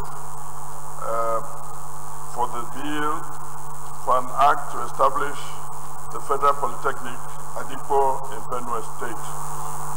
Mr. President, my distinguished colleagues, permit me to lead the debate on this crucial bill for the establishment of the Federal Polytechnic at Depot in Kano local government area of Benue State. This bill was read for the first time in this hallowed chamber on Tuesday, the 13th day of June 2017. Mr. President, distinguished colleagues, the federal government policy to cite federal institutions in every state was established with the creation of 19 states in 1976. This policy continued, and with the creation of 36 states and the Federal Capital Territory, successive governments have maintained the said policy in ensuring that every state in the Federation has a federal university, a federal polytechnic, and a federal college of education, respectively. Commendable as this policy is, the need has arisen to bring about equality in its implementation. Mr. President, my distinguished colleagues, the report of the Committee of Tertiary Institutions on modalities of establishing federal polytechnics, federal colleges of education, and federal universities across Nigeria 2018, considered and approved by this hallowed chamber on the 18th of January 2018, in its findings, confirmed this fact that Benue does not have any federal polytechnic or Federal College of Education. It is against this backdrop that this bill is being proposed to address these challenges by establishing a federal polytechnic at Adipo in Kwande local government, which is very central within the Northeast Senatorial District of Benue State, which does not have any federal tertiary institution. Mr. President, my distinguished colleagues, the development of polytechnic education is fundamental and a sine qua non in creating a workforce for the desired economic diversification and also bridging the unemployment gap and emancipation of our people. This bill is therefore a right step in the right direction as it seeks to address not only the technological needs of our populace, but to also provide training in the fields of applied science management, technical and vocational training of artisans for the development of the nation's diverse economic potentials and industries. Cost implications. In accordance with Order 77, subsection 3 of our standing rules, a financial compendium is hereby attached to this bill. Furthermore, the host communities have agreed to provide some infrastructure facilities to host this institution. In conclusion, Mr. President, sir, distinguished colleagues, as I conclude my address, I urge you all to support the passage of this bill into law. I thank you all for your attention and support. Thank you, Mr. President. Senator Bubri. Thank you very much, Your Excellency, distinguished colleagues. My name is Senator Ibrahim Ngogo, representing from the East. Sir, I rise to lend my support to this very important bill from my colleague, Engineer Dr. Barnabas Gemadi from Benue Northeast. Your Excellency, distinguished colleagues, the bill to have this federal polytechnic in Benue Northeast has never come at a better time than now, because we require a lot of this kind of institutions in the country so that we can be able to have technological engineers, technicians, artisans, craftsmen, and so on. Because with this, certainly, economic boom will start. Because without technology, there is no way we can be able to move. Presently, there is no federal presence in Benue Northeast, particularly the federal institutions. So citing this institution will certainly go a long way to help Benue Northeast in coming out of the present educational backwardness. So I therefore support the bill, and I believe we should give it a quick passage, because there are a lot of bills like this so that we don't have to waste time. Thank you very much, Your Excellency. Distinguished colleagues, those in favor that the bill read second time say aye. Those against say nay. There is a clerk of the Senate. Mr. President, distinguished senators, the bill for an act to establish the Federal Polytechnic at Adipo, Benue State, to provide full-time courses in technology, applied science, management, and other fields of studies, and to make provisions for the general administration of the Polytechnic 2018, second reading. A bill for an act to establish the Federal Polytechnic at Benue State to provide full-time courses in technology, applied science, management, and other fields of studies, and make provisions for the general administration of the Polytechnic 2018, second reading taken. This bill is referred to Committee on Tertiary Institutions and Tetfund, report back within 4 weeks. Leader of the Senate. Mr. President, very distinguished colleagues, the fifth order of the day is second reading of the Federal Polytechnic Kaltungo, Gombe State Establishment Etc. Bill 2018. Distinguished senators will recall that the bill was read the first time in this chamber on Tuesday, the 13th of June, 2017. Mr. President, you may wish to invite very distinguished Senator Joshua Lidani to move the motion for the bill to be read a second time. Senator Lidani. Thank you, Mr. President. My name is Joshua Lidani. I represent Gombe South. Mr. President, distinguished colleagues, permit me to lead the debate of this very important bill for the establishment of the Federal Polytechnic Kaltungo. The bill was read for the first time in this chamber on 13 June 2017. Mr. President, this bill seeks to establish the Federal Polytechnic Kaltungo and to make comprehensive provisions for its due management and administration. The establishment of this institution is informed by the imperative to create more access to higher technical education in view of the large number of qualified candidates who are annually stranded in their failed attempts in gaining admission into higher institutions, and to balance the geographical spread of the higher institutions as other higher institutions are located in the north and central senatorial district of Gombe State. The objects of this polytechnic shall be to 1. Provide full-time or part-time courses of instruction and training in technology, applied science, commerce, and management, and 2. In such other fields of applied learning relevant to the needs of the development of Nigeria in the area of industrial and agricultural production and distribution, and for research in the development and adaptation of techniques as the Council may from time to time determine. B. To arrange conferences, seminars, or study groups relative to the fields of learning specified in paragraph A of subsection 1. C. To perform such other functions as in the opinion of the Council may serve to promote the objectives of the Polytechnic. D. To encourage the advancement of learning and to hold out to all persons without distinction of race, creed, sex, or political convictions the opportunity of acquiring higher and liberal education. E. Provide courses of instruction and other facilities for the pursuit of learning in all its branches, and to make those facilities available on proper terms to such persons as are equipped to benefit from them. F. To encourage and promote scholarship and conduct research in restricted fields of learning and human endeavor. G. Relate its activities to the social, cultural, and economic needs of the people of Nigeria. And H. Undertake other activities appropriate for a polytechnic of the highest standard. The President, distinguished colleagues, our economy has very high potentials and requires high-level technical, scientific, and administrative skills to drive it. The establishment of this polytechnic will go a long way into achieving these targets. Distinguished colleagues, this bill makes adequate provision for a modern academic and research institution. The objectives of the polytechnic as articulated above are supportive of its mission and broad vision of a modern institution that will develop world-class human resources that can sustainably manage our nation's economy by providing technical and management expertise at the highest level.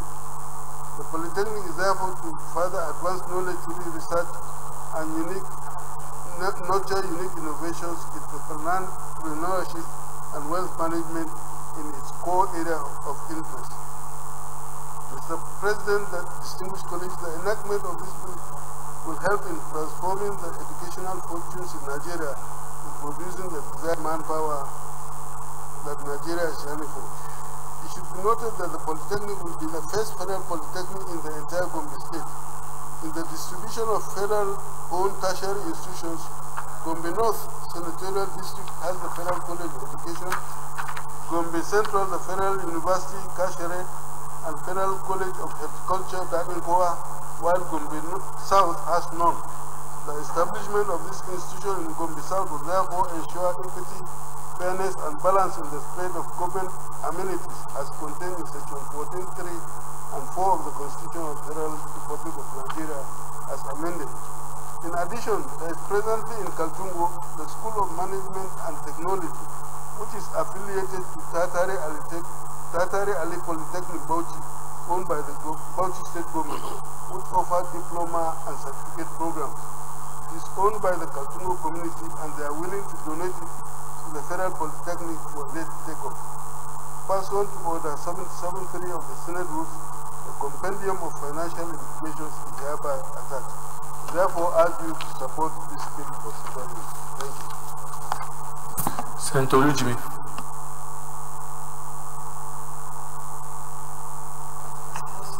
Thank you very much, Mr. President. Distinguished colleague, I rise to second to to support the bill as moved by Senator Joshua Lidani, Gombe South. Mr. President, every one of us is desirous of educational attainment, and we want all our states to be on top of the educational ladder. And there is no way we can achieve this except we have real institutions that can deliver to the people of the state.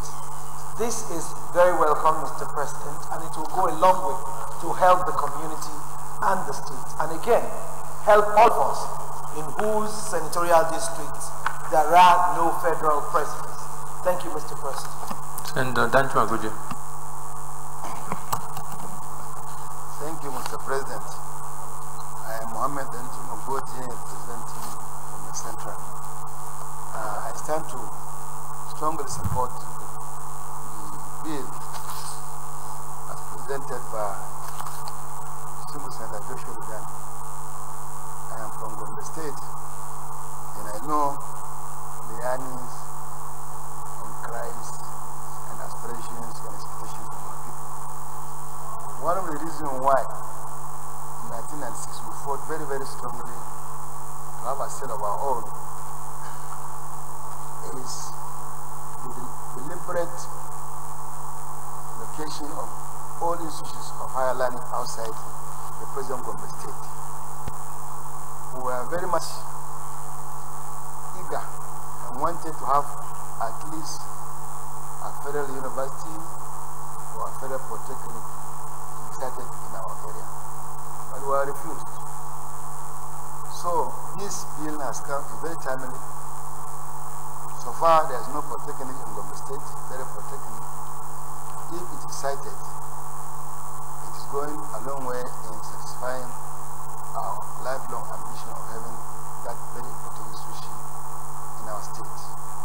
And I also support the idea of locating the institution in Gombe South, because, like he rightly argued, in Gombe North, there is a Federal College of Education. In Gombe Central, we have a university. So therefore, we put the polytechnic there in that zone, it's going to balance everything.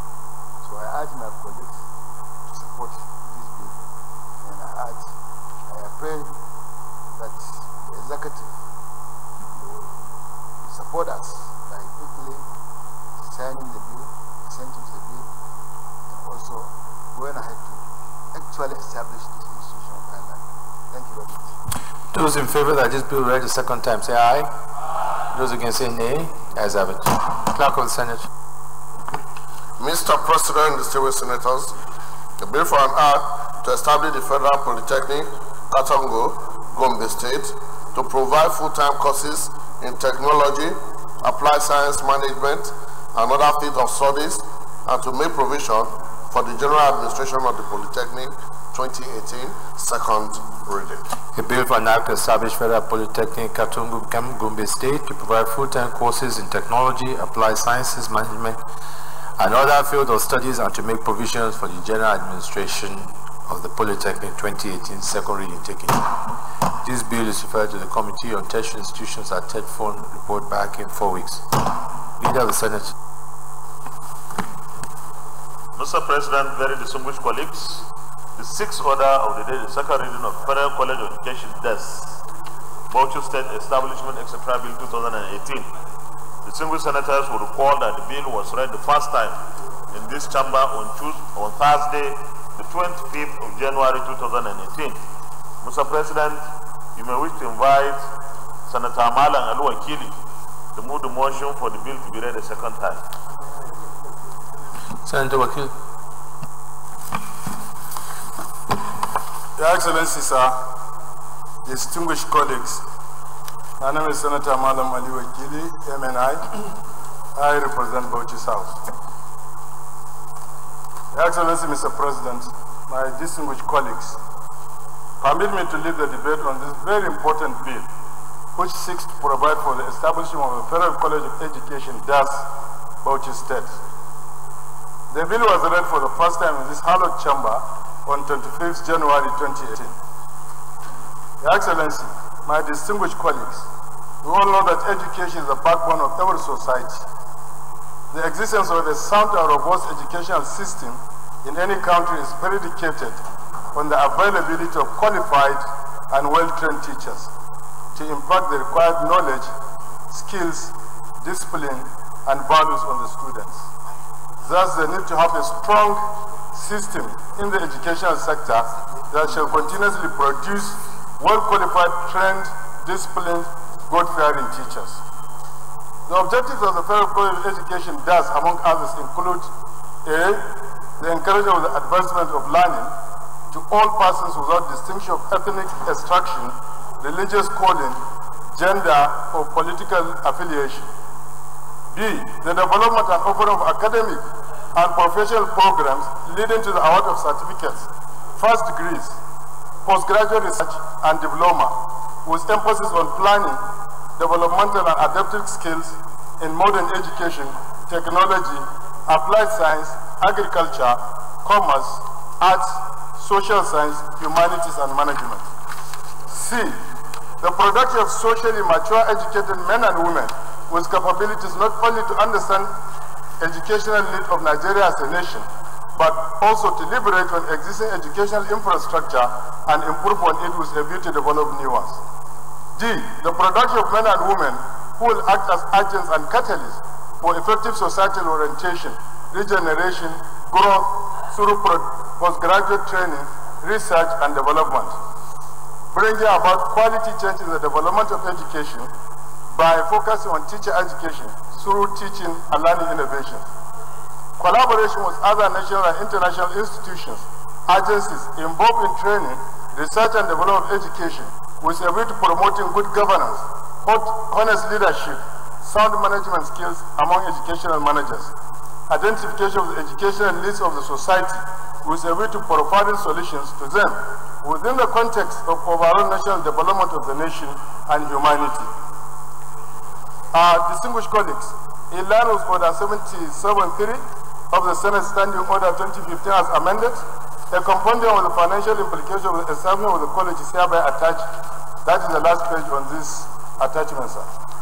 Your Excellency, distinguished colleagues, the enactment of this bill will help not only in transforming the decayed infrastructure in Nigeria, but help in the development of the hitherto neglected heroic people of Das and Das Emirate of Bauchi State.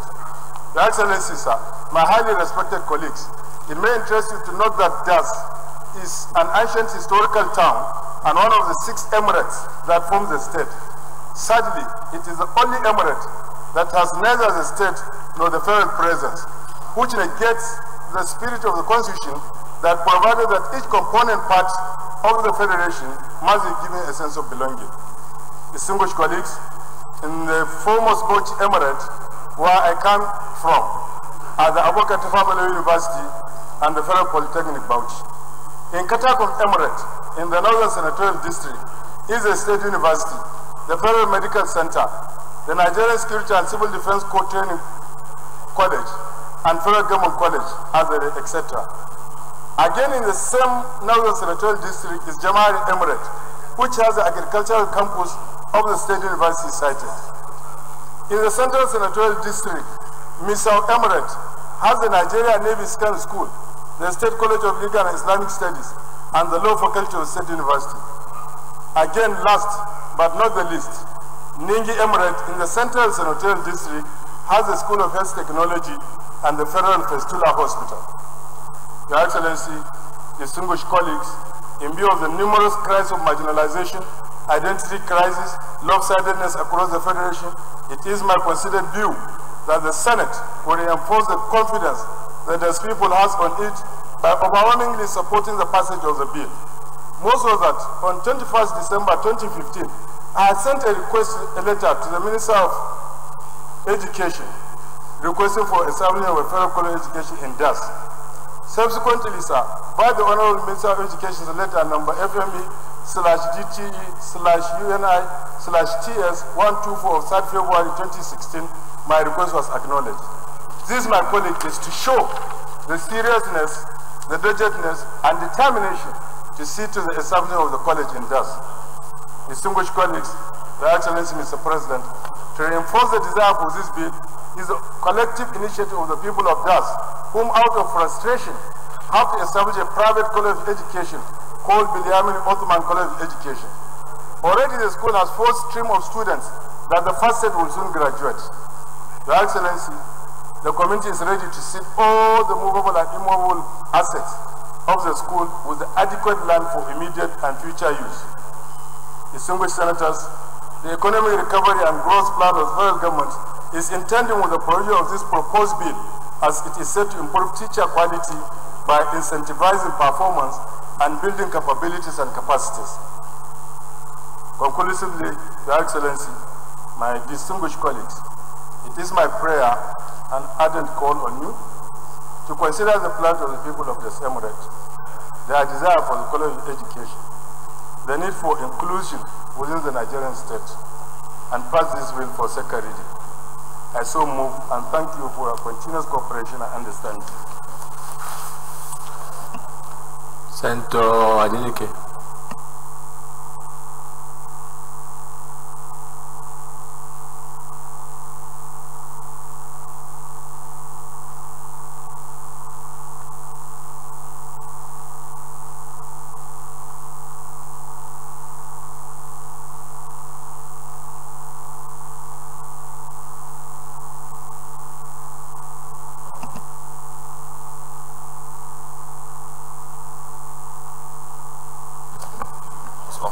All right.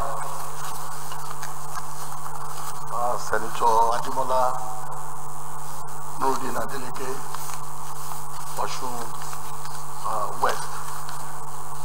I rise to second a bill for an act to provide for the establishment of the Federal College of Education, Bauchi State, and for other matters connected therewith, 2018-605, second reading. I have my second. Senator Agege.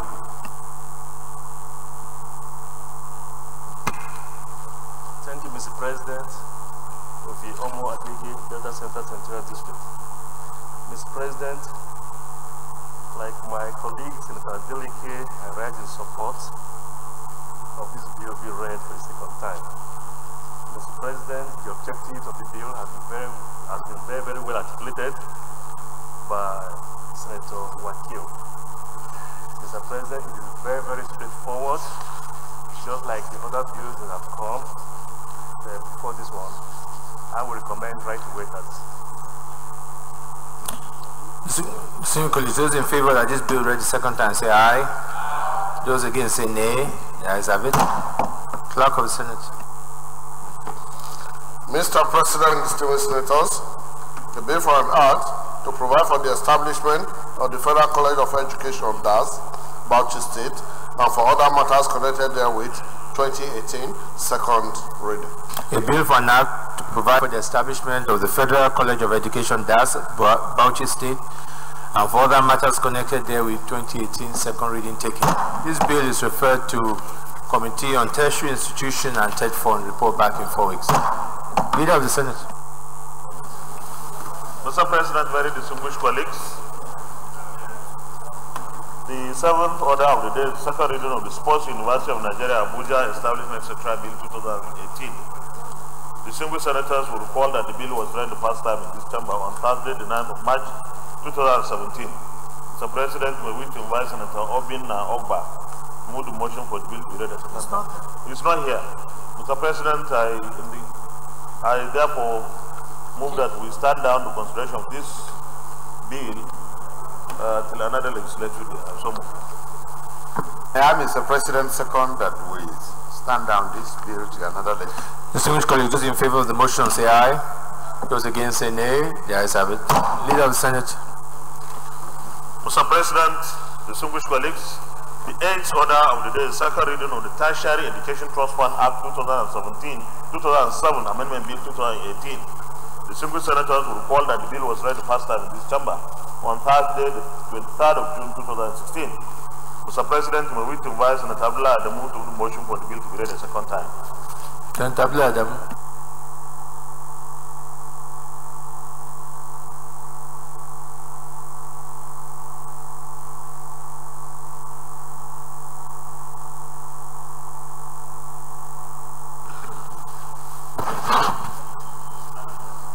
Thank you very much, Mr. President.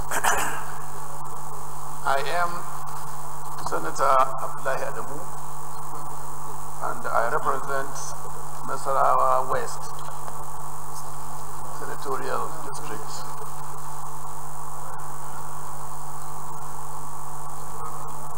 The bill, Mr. President, distinguished colleagues, for an act to amend the Tertiary Education Trust Fund Act 2011, SB 300, was read for the first time in this hallowed chamber on Thursday, the 23rd of June 2016. This bill seeks to expressly provide for the colleges of agriculture to benefit from the fund. Justification for this bill. Mr. President, distinguished colleagues, agriculture occupies a very important priority in the program of this administration. One of the steps that need to be taken to promote agriculture is the strengthening of agricultural extension work, which the agricultural colleges across the country serve as training ground. Unfortunately, the learning conditions in most of these colleges have been most deplorable. Infrastructures have dilapidated, and the colleges find it very difficult to attract the attention of government. With the establishment of the Education Trust Fund, ETF, and up till 2011, when the law establishing the fund was reviewed, the colleges were beneficiaries of the ETF scheme.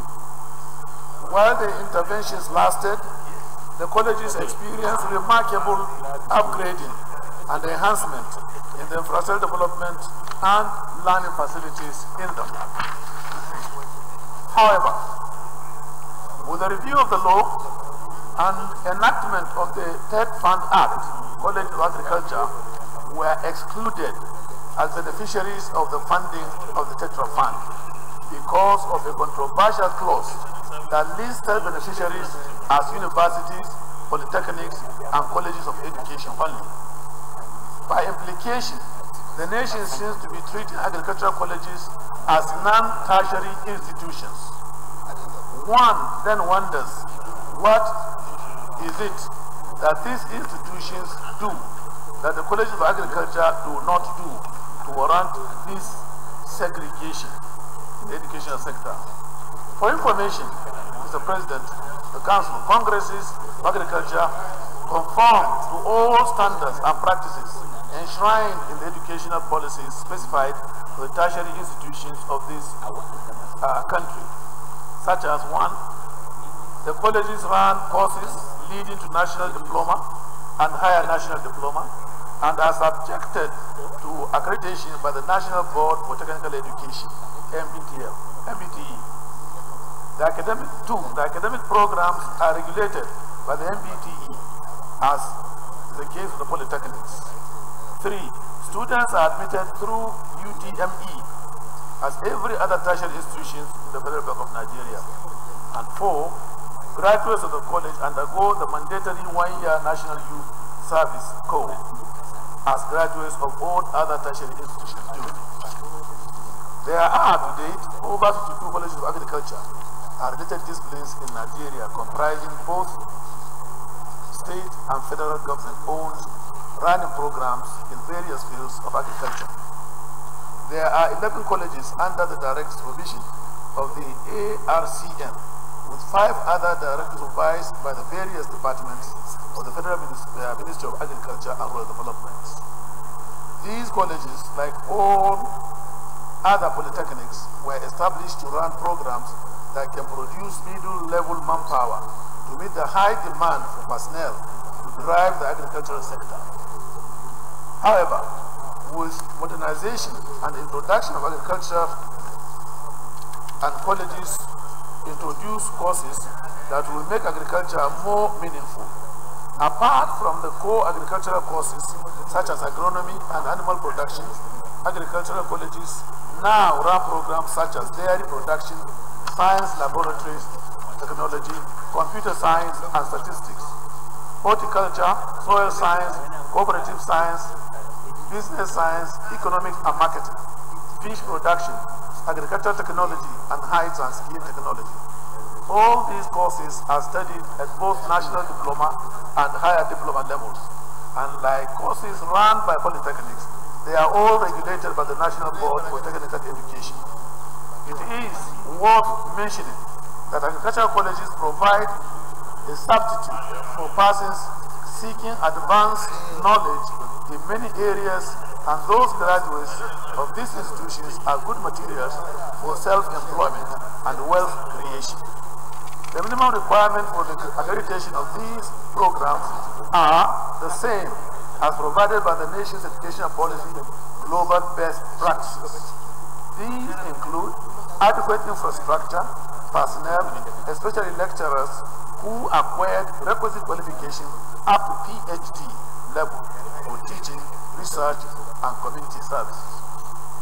Mr. President, distinguished colleagues, the irony of the situation is that departments in polytechnics that run programs in agriculture and related disciplines benefit from the Tetfund, whereas the colleges of agriculture are excluded as beneficiaries.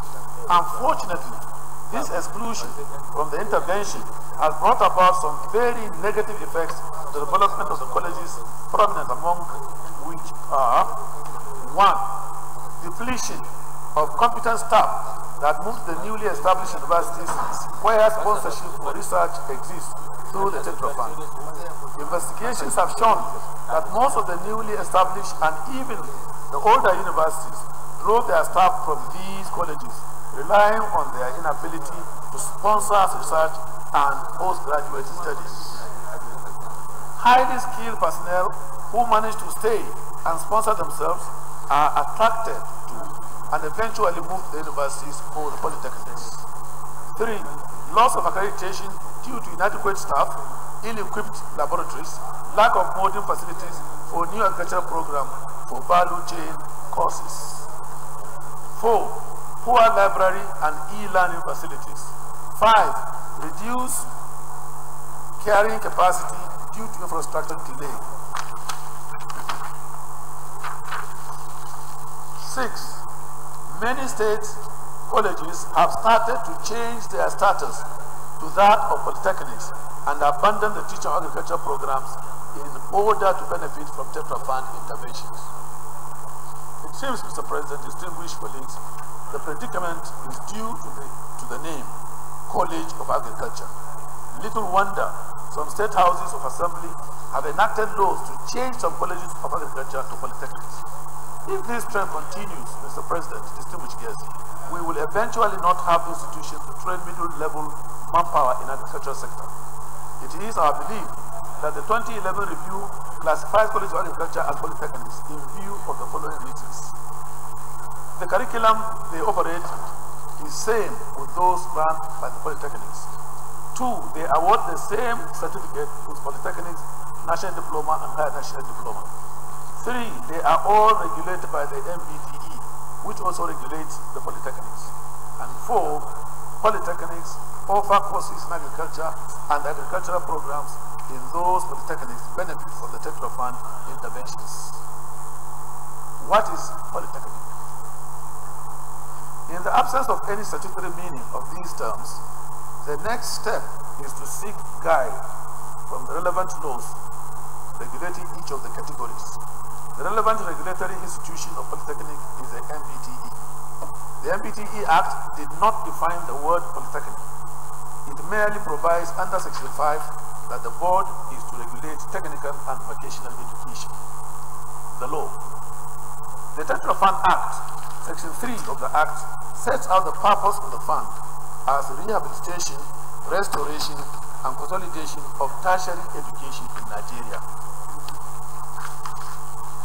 Section 6 of the Act provides its broad function, which mainly is to disburse funds to various public tertiary educational institutions in the country and to monitor the utilization of the disbursed funds. Section 20 of the Act defines tertiary education institutions as universities, polytechnics, and colleges of education. However, the Act did not further give the meaning of the polytechnic. 2. National Board of Technical Education Act. Under Section 5, the functions of the board is to advise the federal government of Nigeria on the and coordinate all aspects of technical and vocational education in Nigeria for the training of middle-level manpower in these areas. The position of the law, as contained in the MBT, is that polytechnics are institutions that run technical and vocational programs, leading to the award of national diploma and higher national diploma. Flowing from the above, Mr. President, provisions of law, Mr. President, distinguished colleagues, colleges of agriculture fall under the category of polytechnics since they offer courses and award certificates and diplomas in various vocation and technical education. To justify the continued denial, a new categorization has been introduced, which refer to College of Agriculture as monotechnics, but polytechnics are mere descriptive terms with no specific definition under the Act. Areas of amendment. The bill seeks to amend the following, Mr. President, distinguished colleagues. Section 20, Sub 1, enlarging the interpretation of the word tertiary education institutions to include the College of Agriculture and related disciplines. 2, by further interpreting the words related disciplines to include Federal Colleges of Land Resources, Federal Cooperative Colleges, Federal Colleges of Fisheries and Marine Technology, Federal Colleges of Produce Inspection and Stored Product Technology. Section 7 Sub 3, by deleting the ratio 2:1:1 as between universities, polytechnics and colleges of education, and inserting the words universities, polytechnics, colleges of education, and colleges of agriculture. Mr. President, distinguished guests, it might interest you to note that the situation in the College of Agriculture is deplorable due to their removal from benefiting from the Tetfund. This has affected their growth. The colleges continue to be depleted as experienced staff prefer to join the services of universities and polytechnics. Basic training facilities have depleted also, which the resultant effect of poor training of students. Finally, of all the institutions of higher learning, only the College of Agriculture do not benefit from any form of intervention, whereas the universities, polytechnics, colleges of education, and other institutions benefit from Tetfund, PIDF, NDIC, and CBN interventions among them. Financial implication. The bill will not accrue additional financial commitments to the government, as there is already an existing fund from which it is expected to benefit from. Conclusion. I urge you, therefore, distinguished colleagues, to support this bill as its accelerated passage will enable the colleges of agriculture benefit from the Tetfund, thereby greatly enhancing agricultural research and productivity. I so support the President. Senator Bocha. Thank you, Mr. President. Distinguished colleagues. Mr. President, I rise to support this bill sponsored by my DOT Secretary. Mr. President, this amendment actually is long overdue, because I remember in the 7th Senate, in the course of tour of agencies and institutions under the Ministry of Agriculture, we came across this challenge that colleges of agriculture had been isolated, in other words, marginalized in funds provided by Tetfund. We were greatly saddened. We felt it was very, very unnecessary, particularly in a country where diversification appears to be a daily language. We are wondering why this could be allowed to happen. truly a sad development, because as stated here by the sponsor of this bill, even if you look at, if you are going by fireworks of diction and maybe semantics of expressions, you find there is no reason and no basis at all even to isolate the colleges of agriculture. I think we will have done this amendment right from 7th Senate. But like I said, it is better done.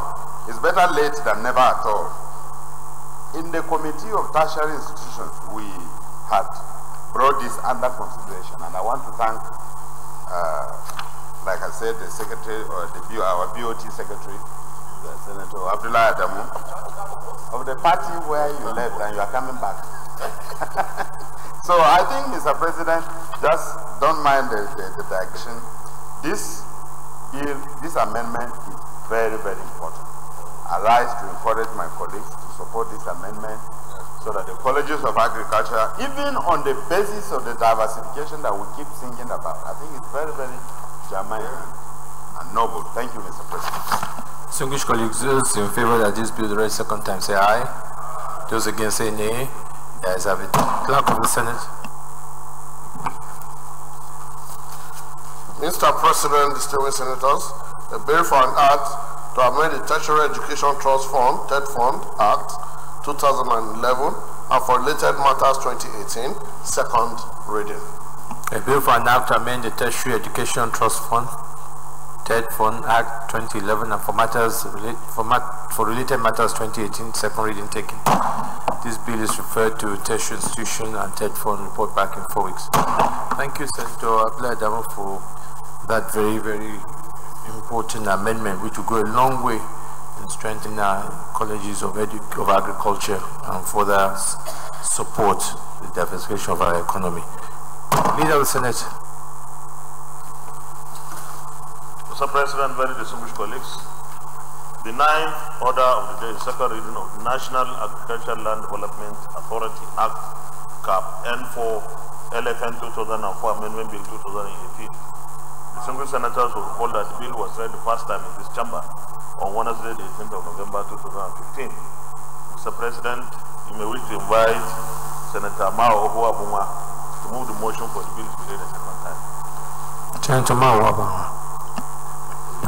Mr. President, distinguished senators, thank you very much for letting me lead the debate on this all-important amendment.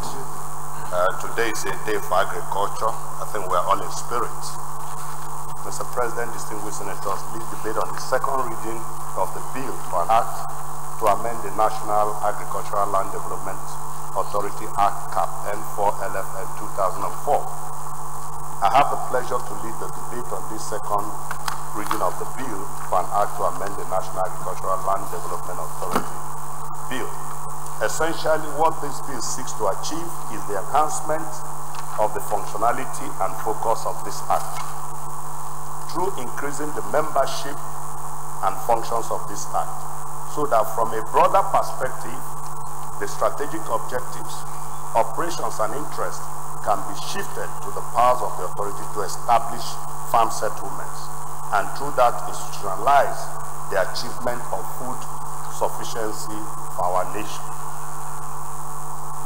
Mr. President, distinguished senators, I need not overemphasize here that food is the most basic need of man, and this is what underscores the rising concern of our nation in tackling hunger and food-related deprivations across our communities. This concern becomes more urgent with the prediction that there will be a catastrophic and widespread famine across the world from 2020, and many nations are beginning to prepare for this challenge. Our nation should join this crusade of achieving food security as a pivotal imperative of our national development. While most Nigerians are farmers by occupation, and the trade ties of our government have, in one way or the other, encouraged farming activities throughout the population, there is enough evidence to show that we still play very shy of encouraging large-scale farm settlements as a national policy thrust. Mr. President, distinguished senators, the sharpening of this policy thrust is necessary in increasing a core of personalized farming job concentration for citizens in the lower echelon, while having adequate effects in the promotion of food sufficiency and security in the nation. Other benefits of large-scale farm settlements that can accrue from this act include the aggregation of all small farmers and disadvantaged groups within a large farm settlement, capable of acting as incubators to attract government financial assistance, farm input subsidies, has been preached by the Minister of Agri right now, while promoting best practice in agricultural production. It is a major area of job creation, empowerment, and improvement on personal and national income. Mr. President, distinguished senators, it must be noted here that the National Agricultural Land Development Act, Cap N4 of the Federation of Nigeria 2004, as it exists, treats farming as its outcome as a routine factor without a futuristic prediction of changing the lives of aggregate Nigerians. The amendment I request here has changed our focus and emphasized the conceptualization of farming as presented by the Act by replacing farming stated in Act with farm settlement. These changes and amendments, I believe, carry a higher commitment and implication in the overall development of the agricultural process and expectations thereof.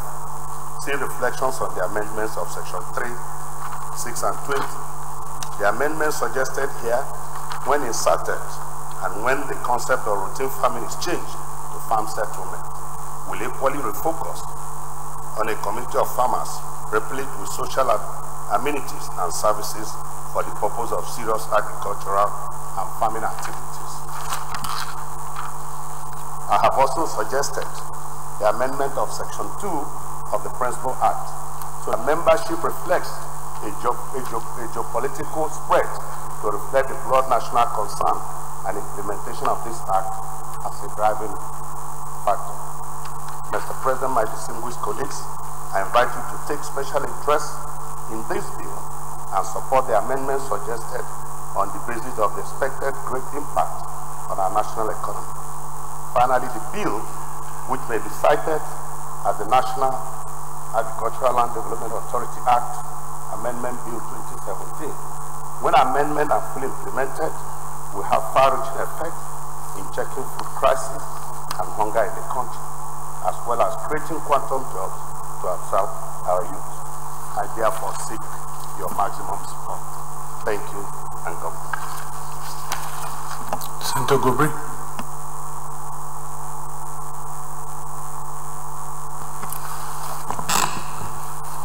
Thank you very much, Your Excellency and distinguished colleagues.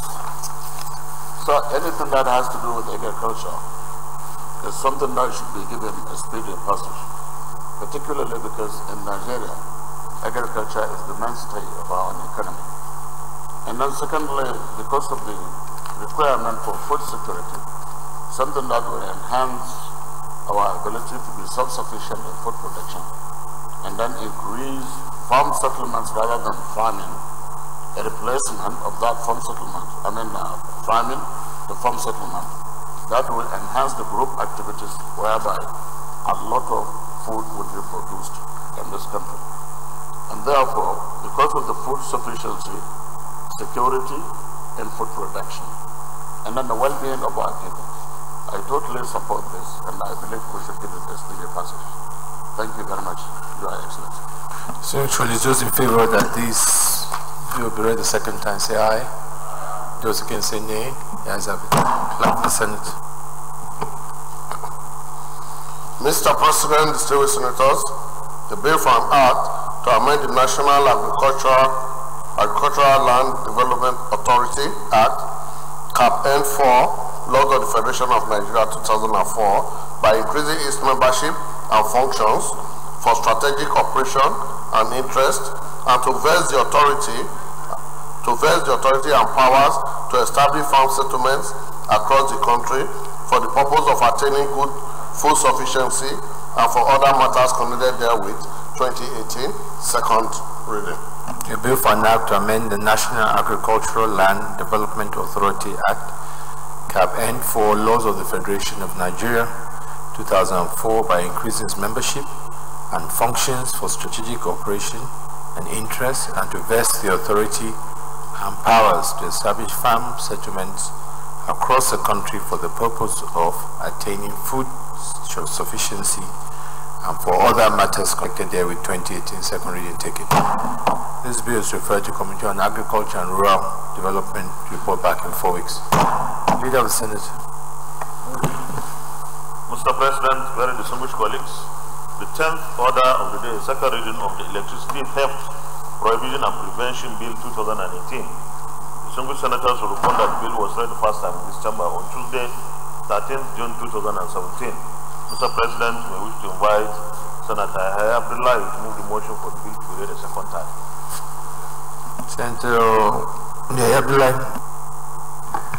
Thank you. Thank you, Mr. President.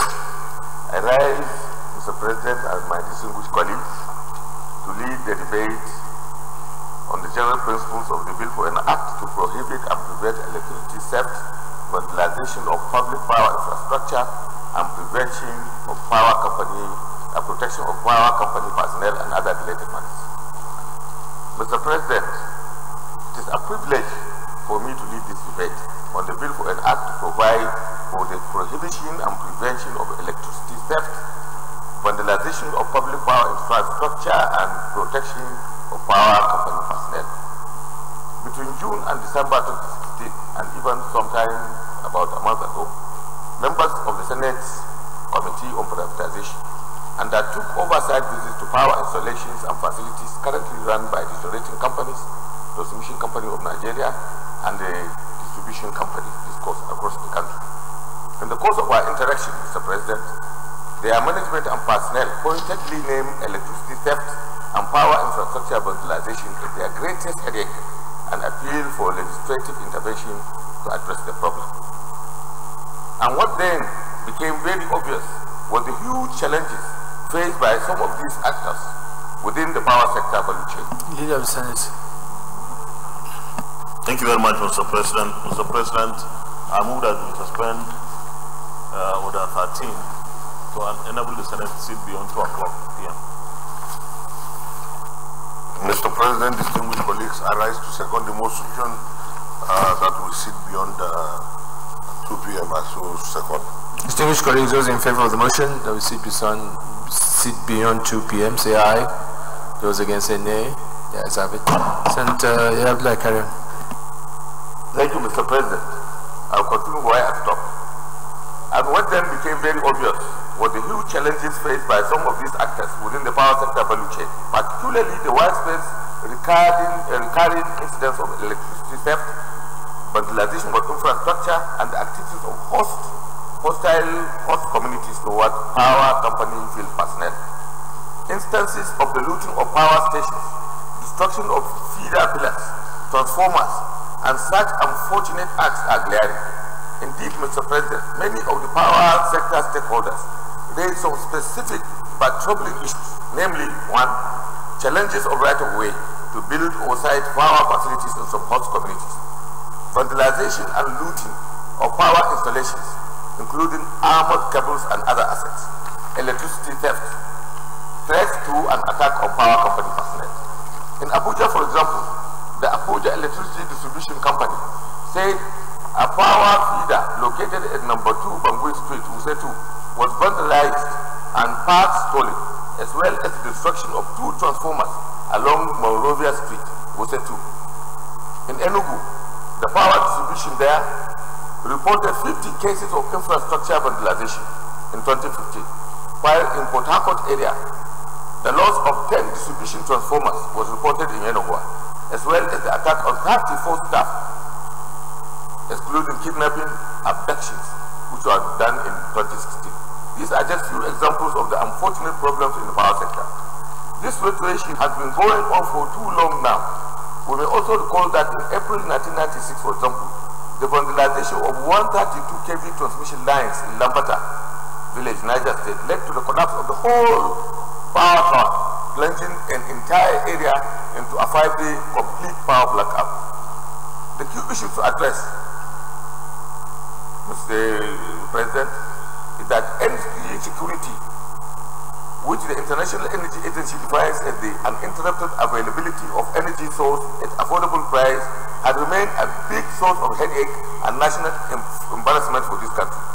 In 2013, the World Bank estimated that only 48% of Nigerians had access to public power supplies.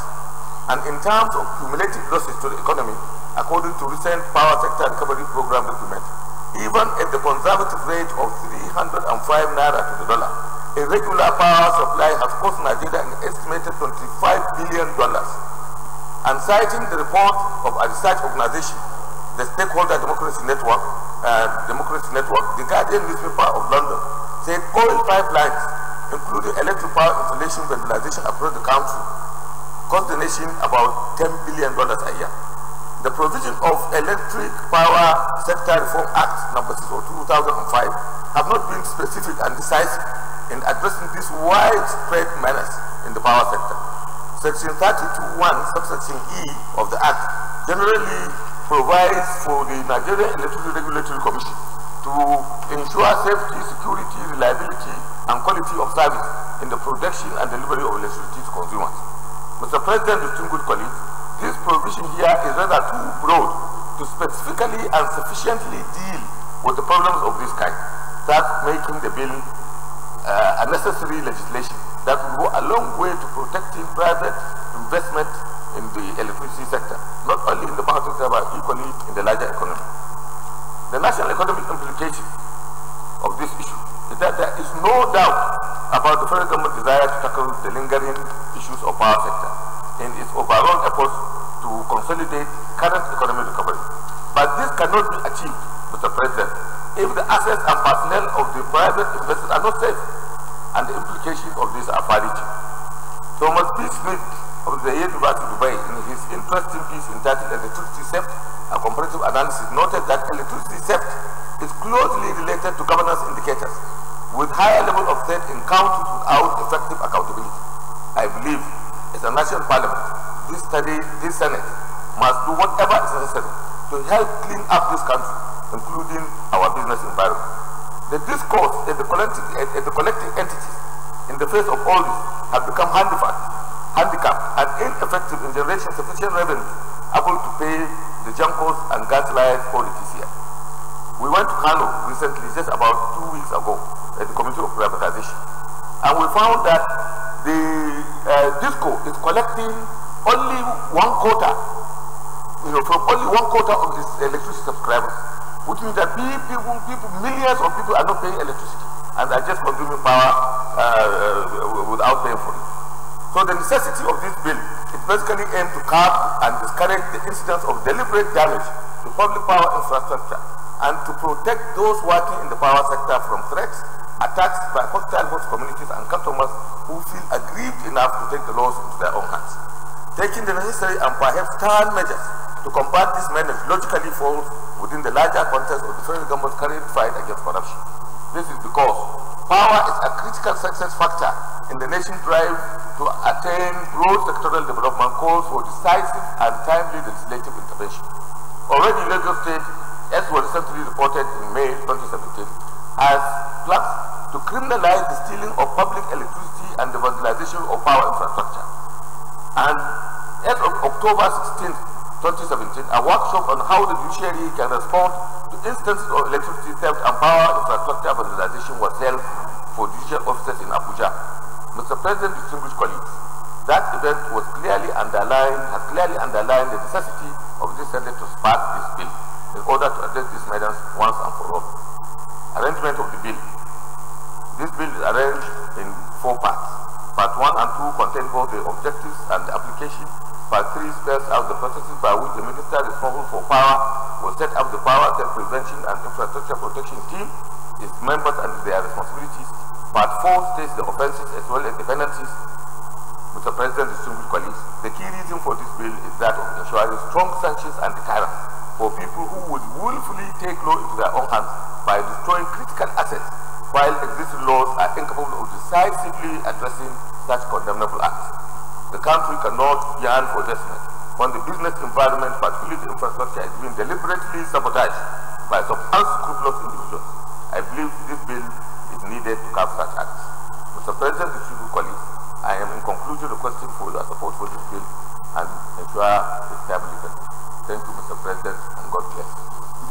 Leader of the Senate. Thank you very much, Mr. President, distinguished colleagues. I'm alone, I represent Yobe. Mr. President, today is one of the special days of the Senate. We have taken so many important bills, and this is definitely one of them. Without electricity, steady supplies, we can hardly reach the dreamland or the promised land of industrialization and wealth creation and employment generation.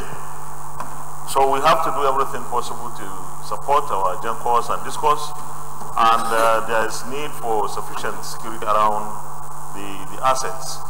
But this morning I was reading the leadership of today, and I came across something that will interest the Senate, which I think is another problem and difficulty for the GENCOs in addition to the theft and vandalization. And with your permission, sir, I will just read. It was a report written by Chika Izora from Lagos, leadership page 25. And it says, electricity generation in the country is facing fresh threat as generating companies, GENCOs, have foreseen a gradual shutdown of thermal plants that are powered by gas. The GENCOs raised the alarm as a result of their inability to sustain operations in the light of the over 600 billion naira debt owed them by the Nigerian Electricity Bulk Trading Company, IMBET, an agency of the Federal Ministry of Power. Mr. President, the most important information here is the over 600 billion naira that is owed the GENCOs by IMBET. This is a federal government agency. I believe that as a government, we need to do everything possible to ensure that we support the generation, distribution, and transmission of electricity to the customers, Nigerians, and especially our industrial zones. So I believe that there is need for the Senate to look at, actually maybe go on a small investigation to verify whether it's 600 billion naira, and insist that something is done in the way of paying the debt, because that will support the GENCOs to generate and then the DISCOs to distribute. Thank you very much, Mr. President. Distinguished colleagues, I want to put a question. Those in favor that this bill read the second time, say aye. Those against, say nay. Yes, I have Clerk of the Senate. Mr. President, distinguished senators, a bill for an act to prohibit and prevent electricity theft, vandalization of public power infrastructure, and protection of power company personnel, and for related matters, 2018, second reading. A bill for an act to prohibit and prevent electricity theft, vandalization, public power infrastructure, and protection of power company personnel, and for related matters, 2018, second reading taken. This bill is referred to the Committee on Power and report back within 4 weeks. Let me commend the Senator Yabla for this very important bill, which will go a long way to ensure that we reduce electricity losses. But more importantly, in line with the comments raised by the leader, leader, maybe since the Chairman Power is not here, what we think would be useful is for let the Chairman Power report to us next week to tell us what exactly is the status, whether these kind of amounts are being owed the GENCOs, and if so, what are the reasons and what efforts is being done by the Ministry of Power to address that. Thank you. Leader of the Senate. Mr. President, very distinguished colleagues, I move that in the absence of the sponsor of the 11th order, Senator Adumaleru, I will move that we stand down the consideration of this bill till another legislative day. May I, Mr. President, in absence of the sponsor of the bill in question, second that we stand down this bill till another legislative day. Distinguished colleagues, those in favor of the motion say aye. Those against say nay. The ayes have it. Leader of the Senate. Mr. President, very distinguished colleagues, the 12th order of the day is the second reading of the Integrated Corporate Data Management Commission Establishment, etc. Bill 2018. Distinguished senators will recall that the bill was read the first time in this chamber on Thursday, the 6th of April 2017. Mr. President, we wish to invite Senator Yusuf Abubakar to move the motion for the bill to be read a second time. Senator Yusuf. Thank you, Mr. President. Grateful to all my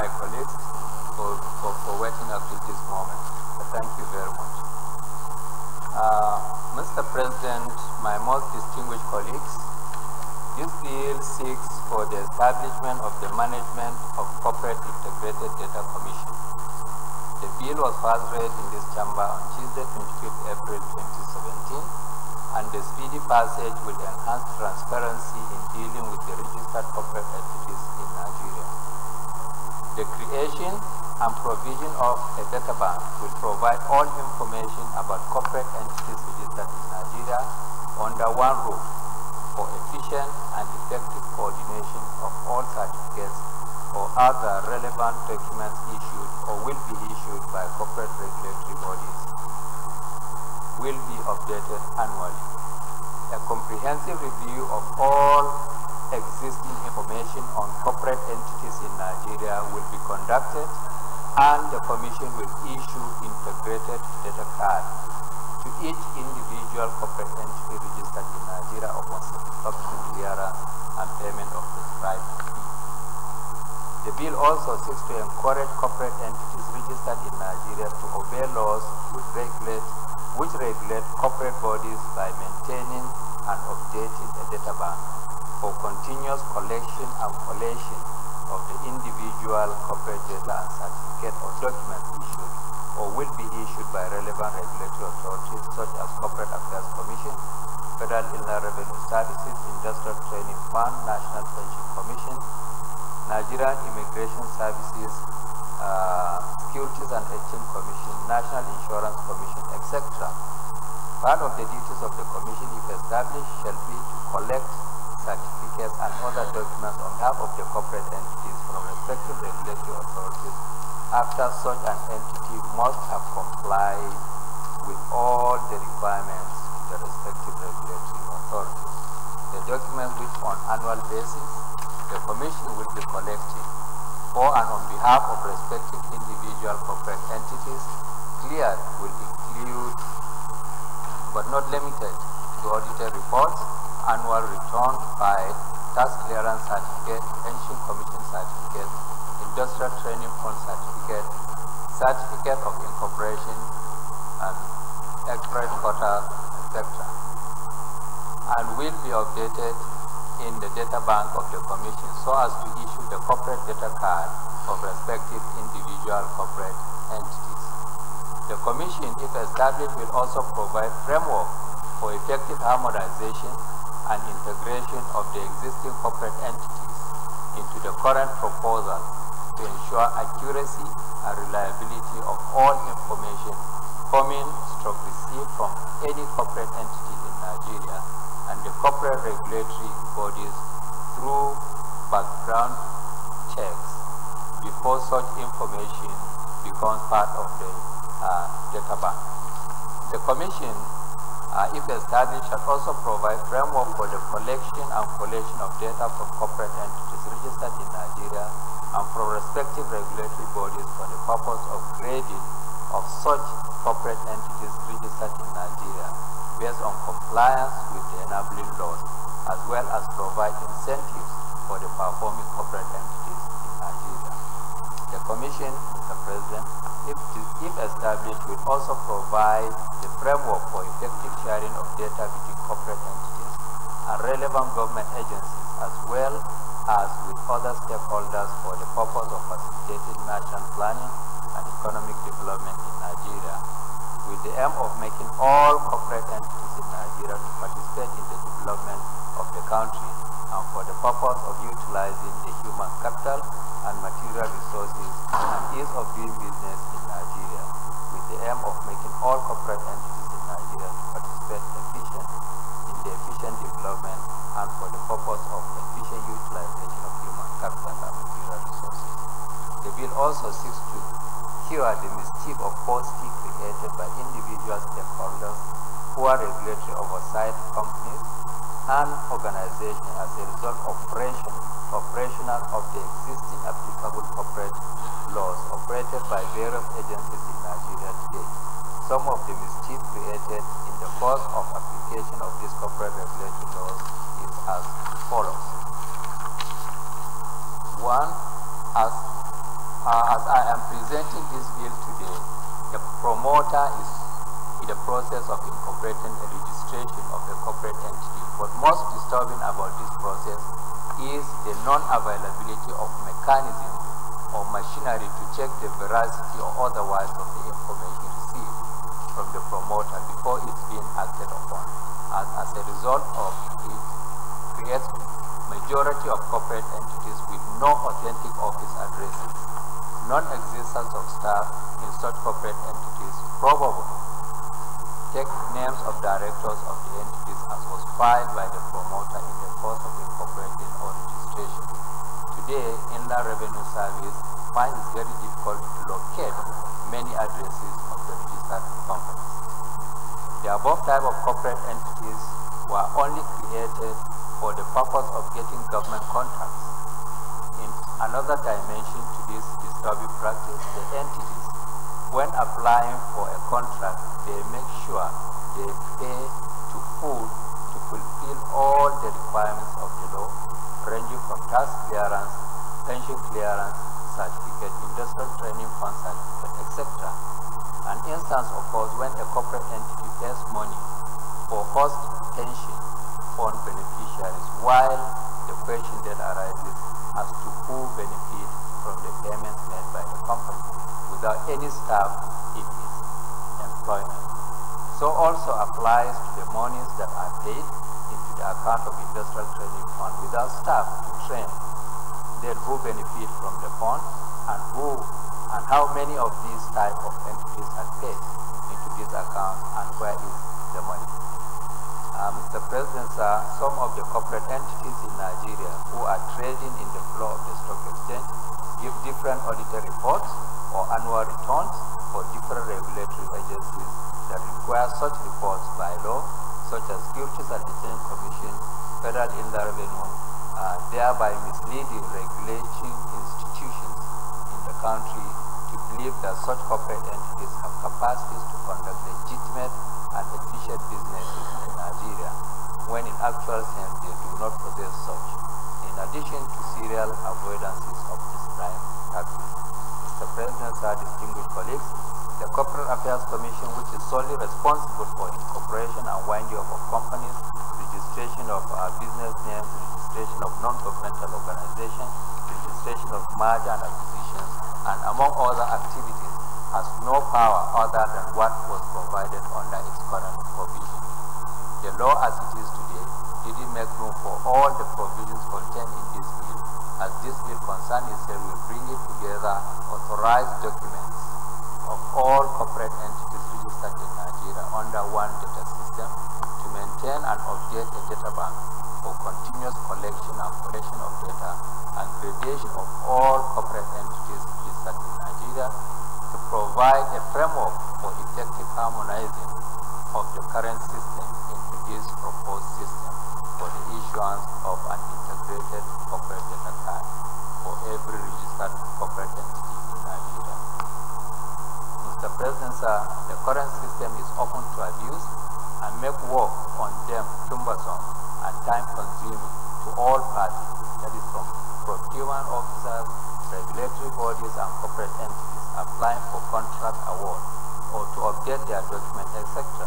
In view of the above, it's our duty to make laws work and to work for the common good of our people. The work must start now by supporting this bill. Sir, regulatory bodies cannot access most of the offices of the corporate entities, and this is because the promoters have refused to give authentic and reliable office addresses.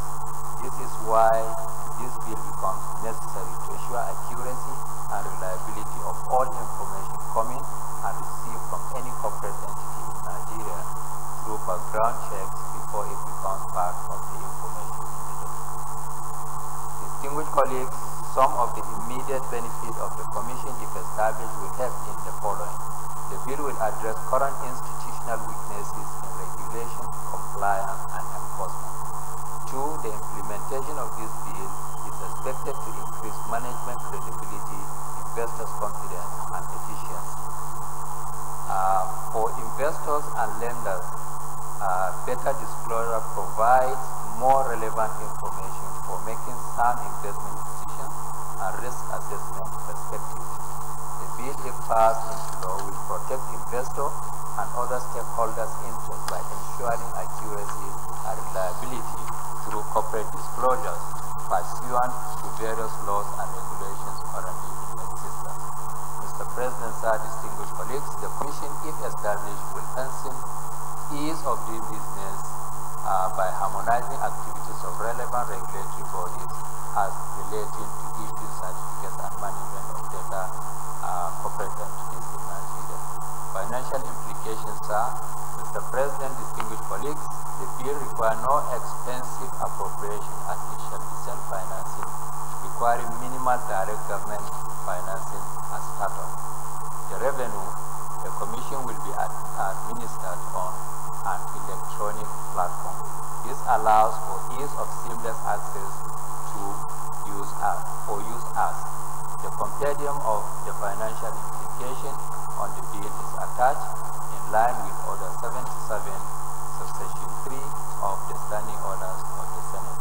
Mr. President, sir, the bill seeks to unlock documentary challenges for ease of doing business in Nigeria by reducing all commercial and statutory documents required for start-up business concerns, procurement processes, financial regulations, trading, investment, and management concerns.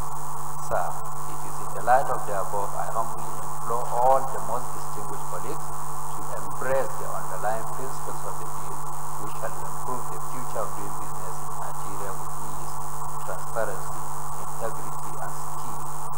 The necessary and sufficient conditions for propelling Nigeria into investment destination for quick growth and development.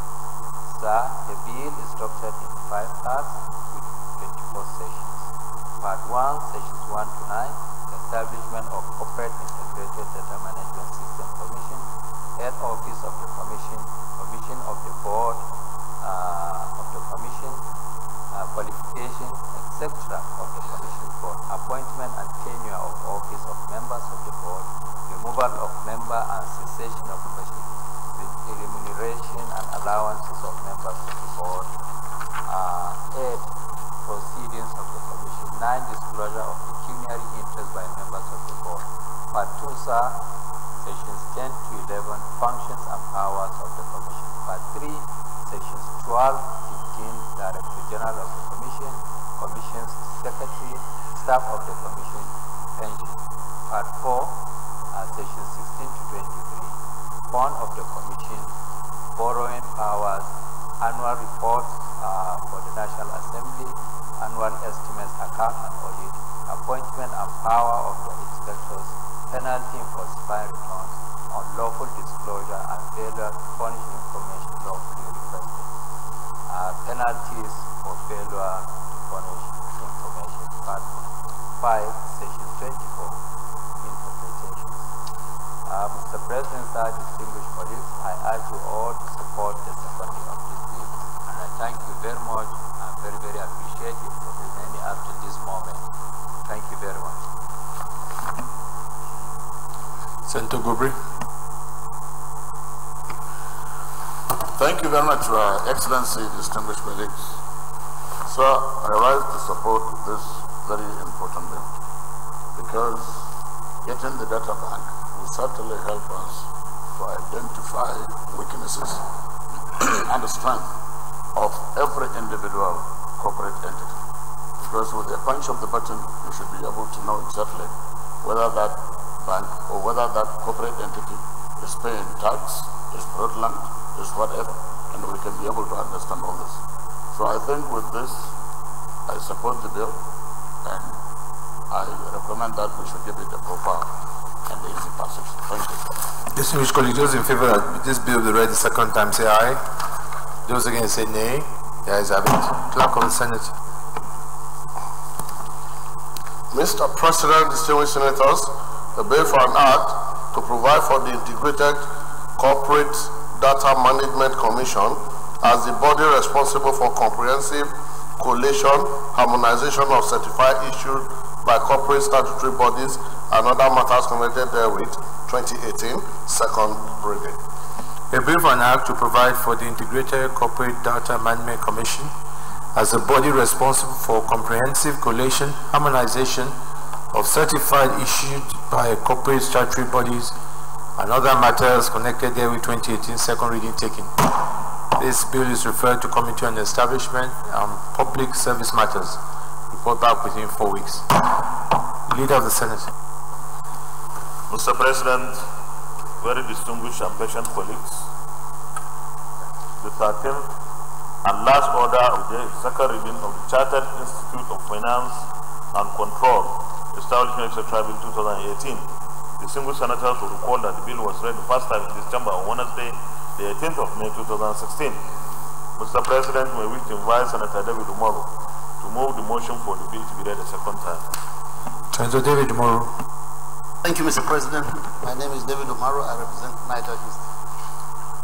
Mr. President, distinguished colleagues, I am happy to have this opportunity to lead this debate on the general principles of a bill for an act to establish the Chartered Institute of Finance and Control of Nigeria for setting standards for professionals in finance and control and for other matters connected therewith 2017.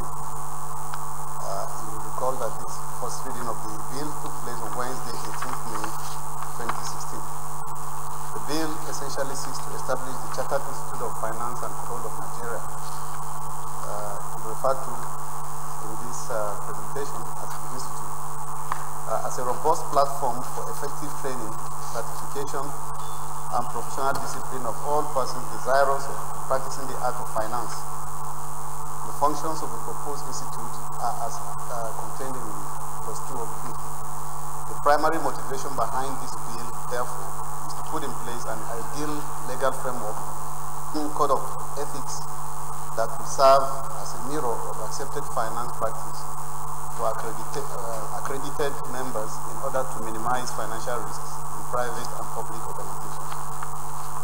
Background to the existing legal order. Mr. President, distinguished colleagues, it should be pointed out from the outset that while there are adequate legislations enacted by the National Assembly to regulate and guide the practice of professional conduct of accountants, personnel managers, purchasing and supply matters, secretaries, and a host of other professionals involved in the management of human and material resources in public and private organizations in Nigeria, no such legal framework exists for finance and control professionals.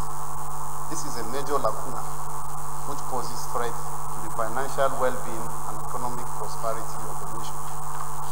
Mr. President, distinguished colleagues, a question may be asked why a law should be passed to establish a professional body for finance and control professionals instead of lumping them together with other professional accounting bodies such as ICANN and IMO.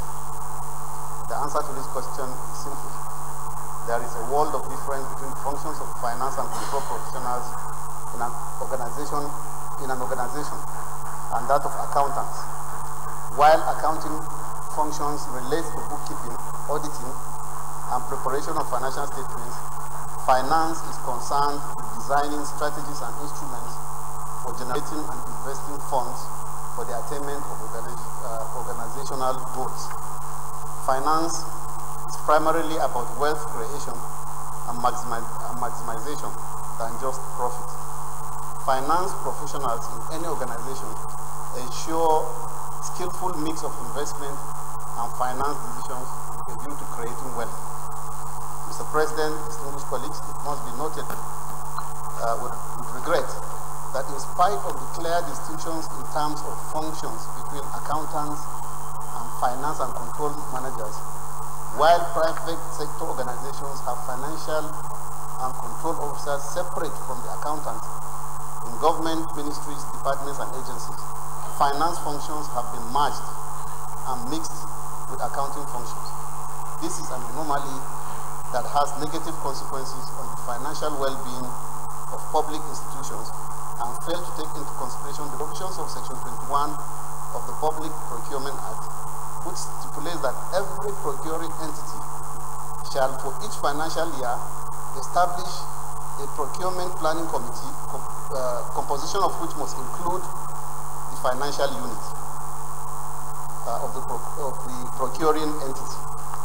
The growing trend of combining finance and control functions with accounting functions is partly responsible for the cases of recession in the economy since there is a dearth of finance and control officers, professionals in public and private organizations to effectively source and effectively utilize funds for growth, for organizational growth, to the need to promote and entrench globally accepted professional practices and ethics for finance and control practitioners in Nigeria to prevent infiltration of financial management responsibilities by quacks and charlatans.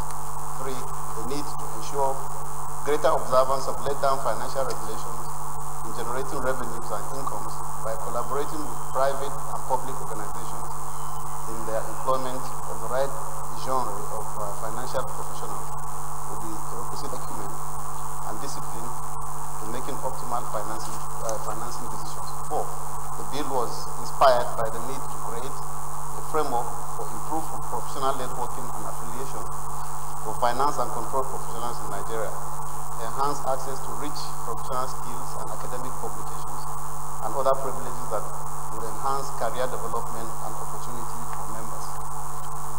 Mr. President, distinguished colleagues, for the purpose of clarity, the bill has 8 parts divided into 37 clauses.